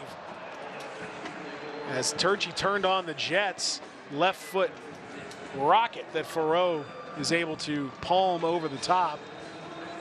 Another Celtic crossing corner. Peter, it's almost comical the amount of space that 901 FC have, especially from our angle, kind of looking up top, you know, looking down onto the field. Just 901 FC just have acres and acres of space to run into. I mean, you don't even train in these scenarios. this is nuts. This is not something you would ever plan for. It's almost like, you know, doing like a 7v0, you know, drill when you're just practicing your runs, and I mean, there's just nobody out there. Celtic crossing corner is hit, punched away initially from Farreau. Frustratedly punches it again, but it's going to be another Celtic crossing corner after having none in the first 60 minutes. There have been 5 in the last 15 for 901 FC. That's about in keeping with what this match has turned into. You see Ben Pierman telling all the big boys to get up, and Lucas Turchi, Graham Smith, Zach Carroll, David Egbo, he's got some strength to him as well. All of these players for 901 FC are just hungry to get on the score sheet. As they should be. Fill your boots. Short cross, and nothing happened there. A bit disappointing when all said and done. Dotson making that near post run, but couldn't do much with that cross. 4-0 is the score. For those of you just joining us, I hope you're not a Charleston Battery fan. If you are, I hope you've got some other things going on in your life, because tonight might not be your night.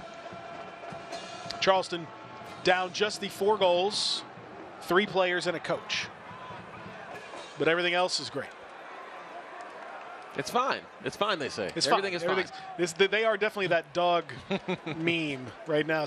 Everything is aflame around the Battery right now.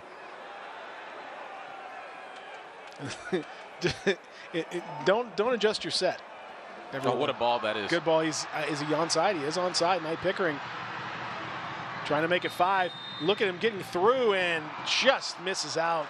And I think they will finally call him offside. This delayed offside that they're running is. I actually think, Peter, they called a foul as both of those players were kind of jostling and tussling with each other. And, you know, I think that's a kind of a harsh call on Knight because both the players were kind of grabbing onto each other. No, that call doesn't make any sense to me at all. There was plenty of jostling. If you're going to make the call, you could have made it a long time before you did. That was kind of a cop-out. But that being said, I think he might have been offside. So,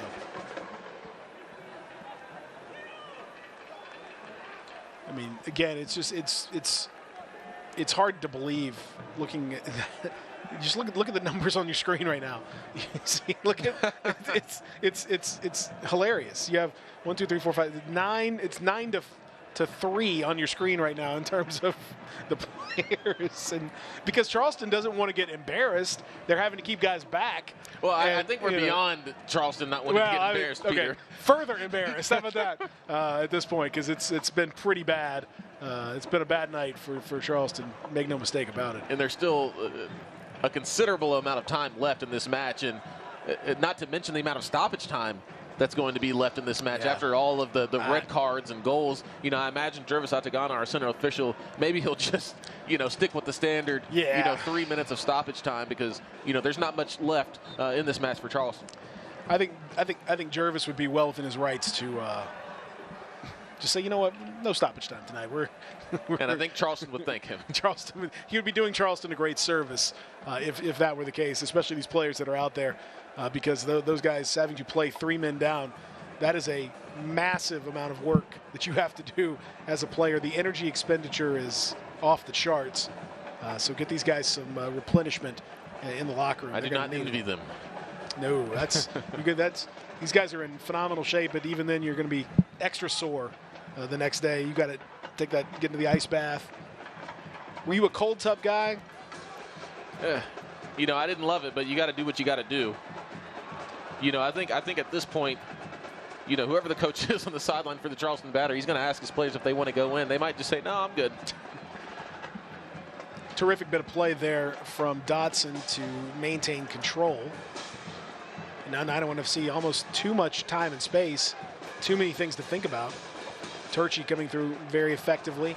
Run not quite there from Egbo.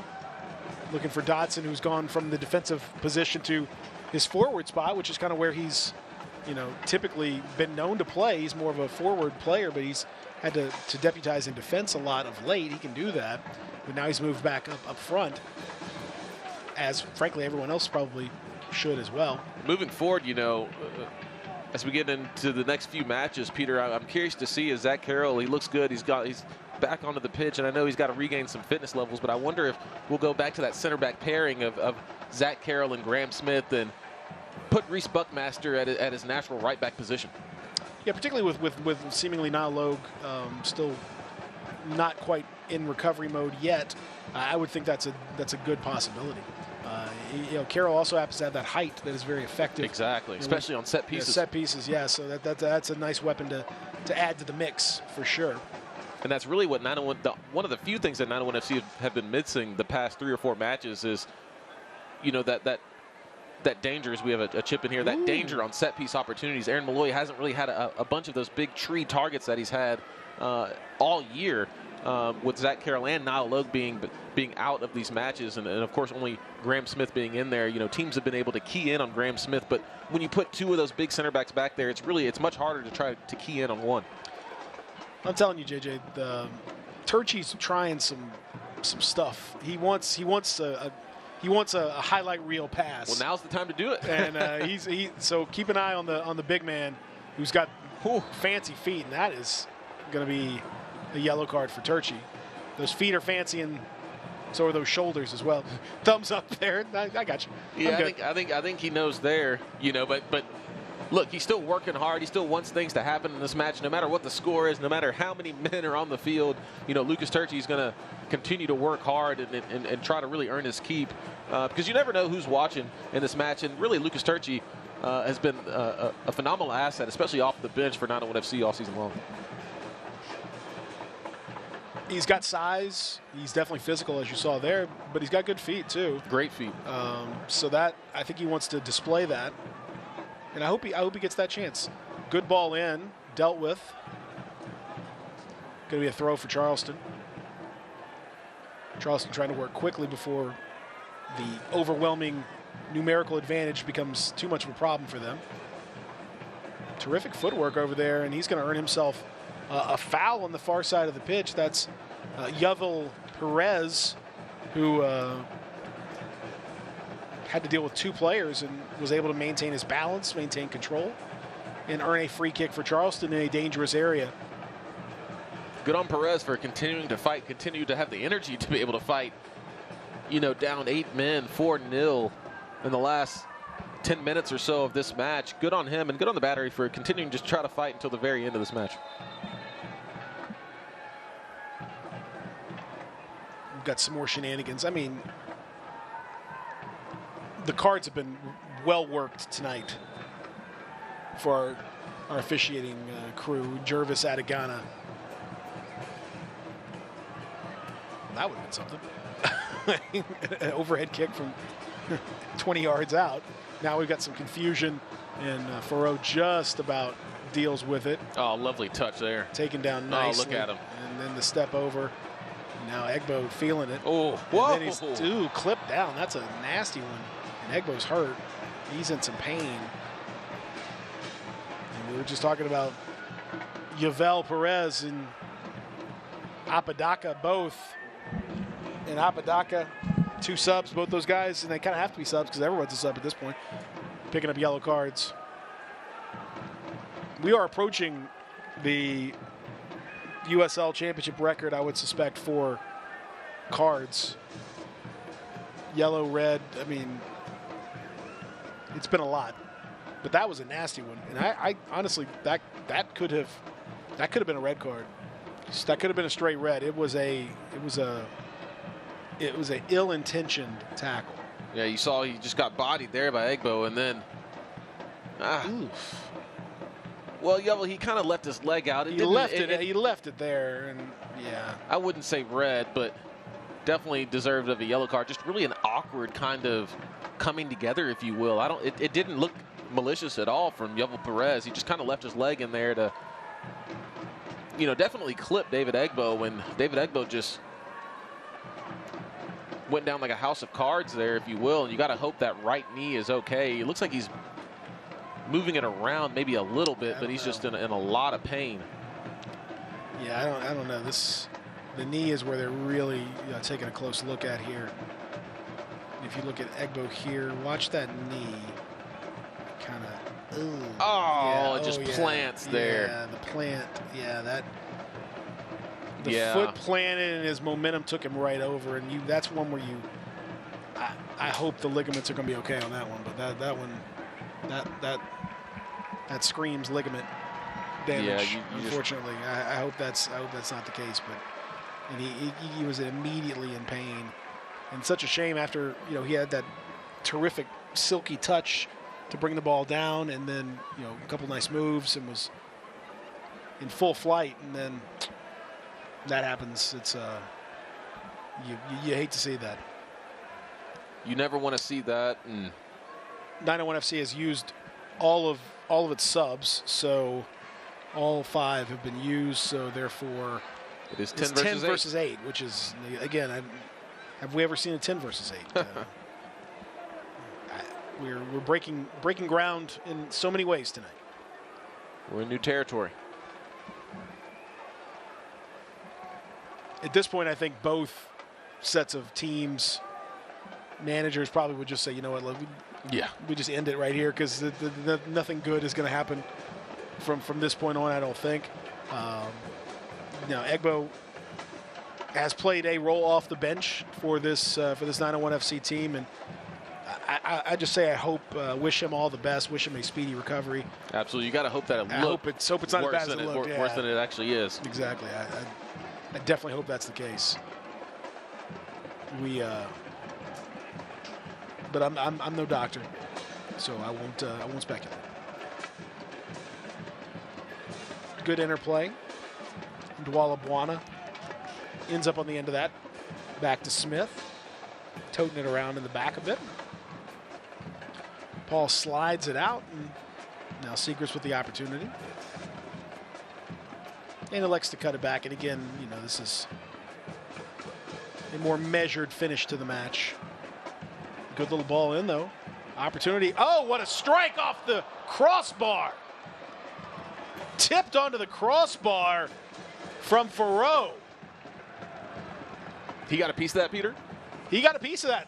What an incredible save that was then, because that was and Dwala Bwana with a lash from distance. An unbelievable strike from Bwana, who's got that in his locker. And here it is again.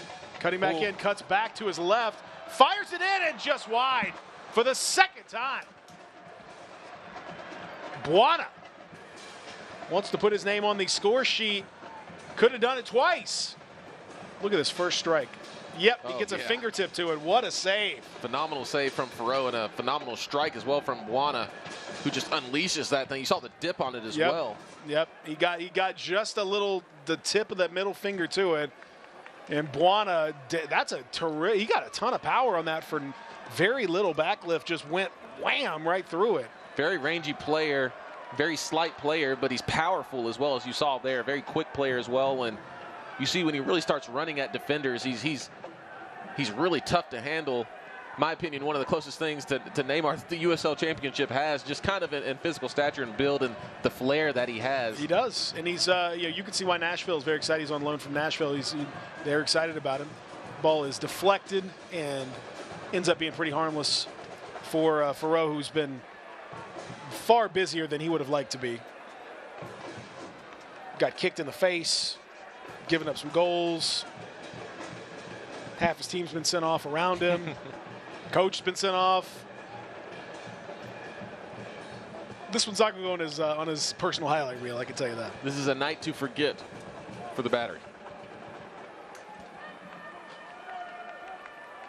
Gonna have to scour the record books and find out how many times we've seen 3 players sent off for one team.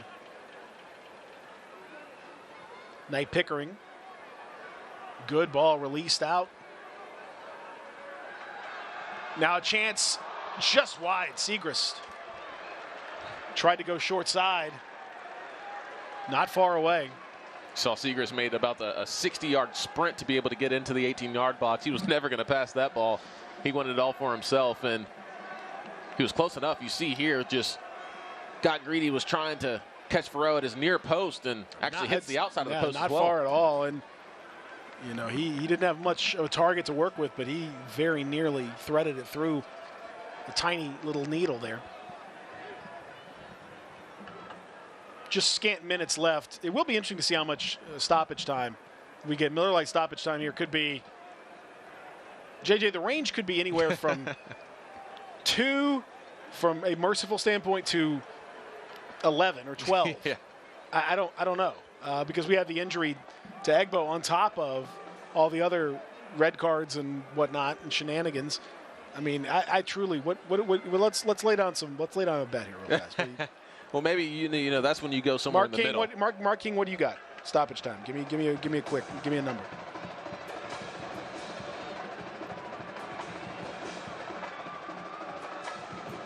I'm going, just for the record, Mark's not answering. For the record, I'm going with 7 minutes. There you go, nice in between number. numbers. JJ? What do you got?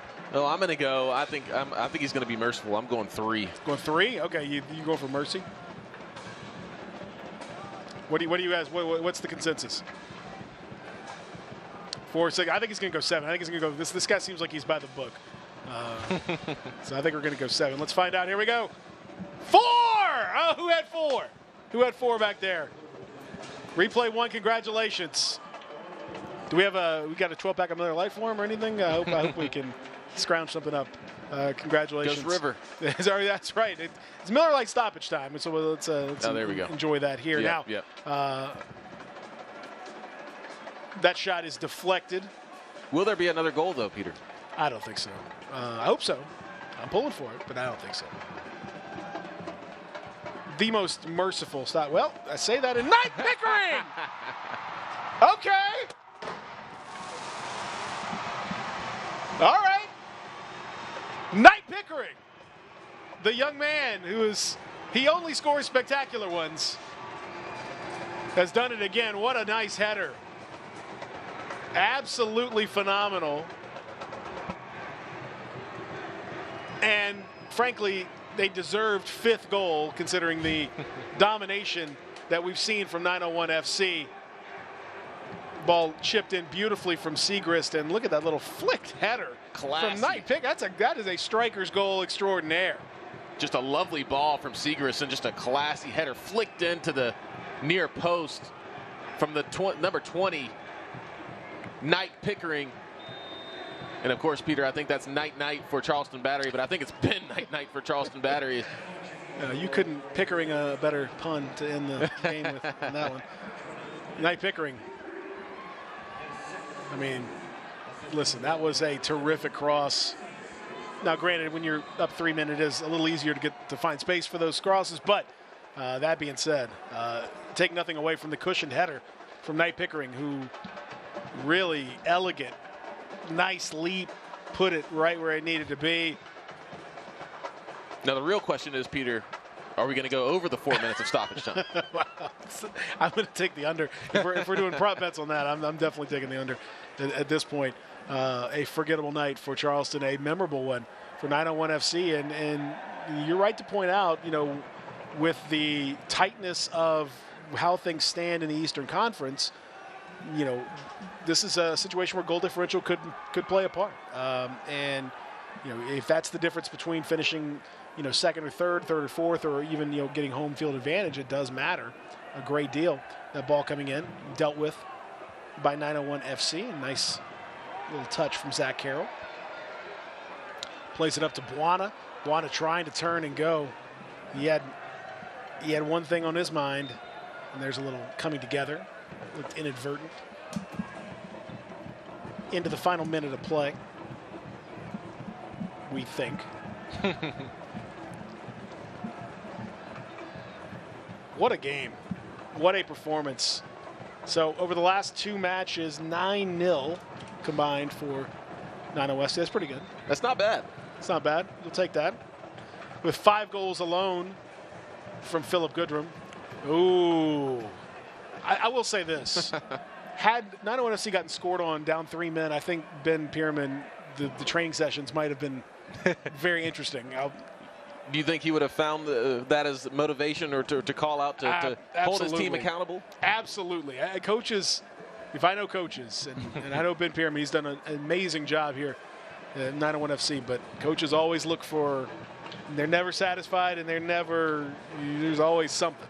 And speaking of that missed opportunity for Charleston, Peter, I think it's got to be said. I mean, they've had, 2, 3, 4 just really wide open opportunities, full chances inside the 6-yard box that they just haven't been able to take advantage of. So that's certainly something for Ben Pierman to watch in the future as we have the game. Yeah, and right on the 4-minute mark. That's that. Final score. Memphis 901 FC 5. Charleston Battery 0. This game was never really in doubt once 901 FC scored 2 quick early ones, but any doubt was then completely extinguished via the not 1, not 2, but 3 player red cards and a coach red card for the Battery in what is a historic game. It may have been awful for Connor Casey, but it was wonderful for 901 FC. 5-0. We'll wrap things up when we return on a special night at AutoZone Park.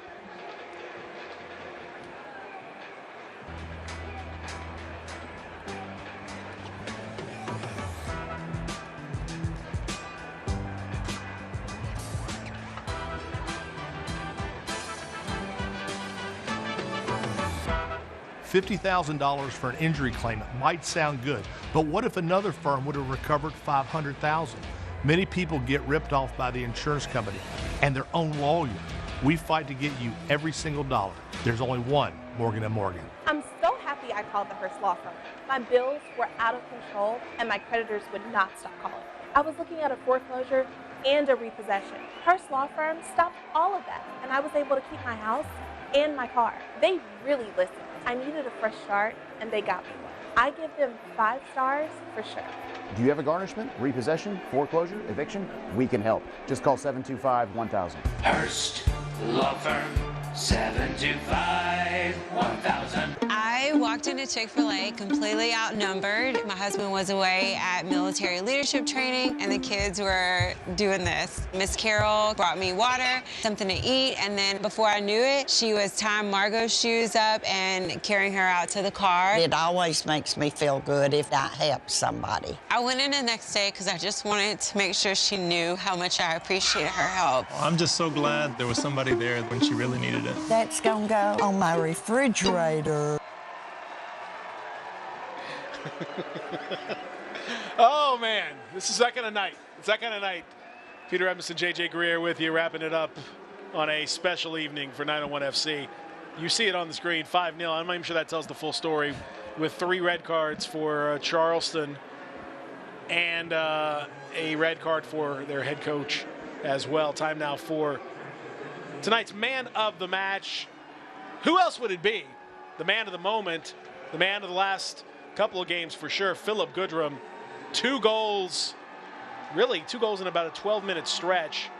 And he wanted that third one. He wanted 2 straight hat tricks. He'll have to settle for 5 goals in 2 games. Just the 5 goals in 2 games, that's all. That's all. And an assist. We forgot about the assist as well into Laurent Casillas. Of course, we had the Jeremy Kelly dummy who was also a part of that Laurent Casillas goal, but much deserved from that man, Philip Goodrum. What a tear he's been on the past 2 matches. And it was, well, it was a spectacular night for him and for 901 FC in total. You see the shots, 19 shots for 901 FC, 12 on target, which is a outrageous number. 56% possession. That edged into 901 FC's favor as Charleston kept losing players. You would expect that to happen. It's amazing that 901 FC had 10 more fouls, despite the fact that Charleston seemed to get their money's worth out of those 12 fouls right there. Overall, what a weird, spectacular, fun, notable, special match it was in so many different ways for 901 FC. And the big thing for the boys in blue, they got the win. They got the win emphatically, and they continue that push toward clinching at least 1 round of home field advantage in the postseason. That's really what it comes down to. Oh, absolutely. Emphatic win from 901 FC, to say the least. And conversely, if you're Charleston Battery, I think if you're Connor Casey, you have a team meeting at the bar. You say, we're going to the bar, gentlemen. We're going to forget this one. We're going to drown our sorrows on Beale Street at Silky O'Sullivan's. I think that's what you would take out of this match for them. But as you said, Peter, a great win for 901 FC. Emphatic, gained some goal differential, and continue your push into second place as you fight for USL Championship home field advantage. Final score of this one tells the full story. 5-0, 901 FC, a winner on a special night. Hope you had a good one. Have a great weekend. This copyrighted telecast of the United Soccer League Championship cannot be retransmitted, rebroadcast, or reproduced without the expressed written consent of the United Soccer League Championship.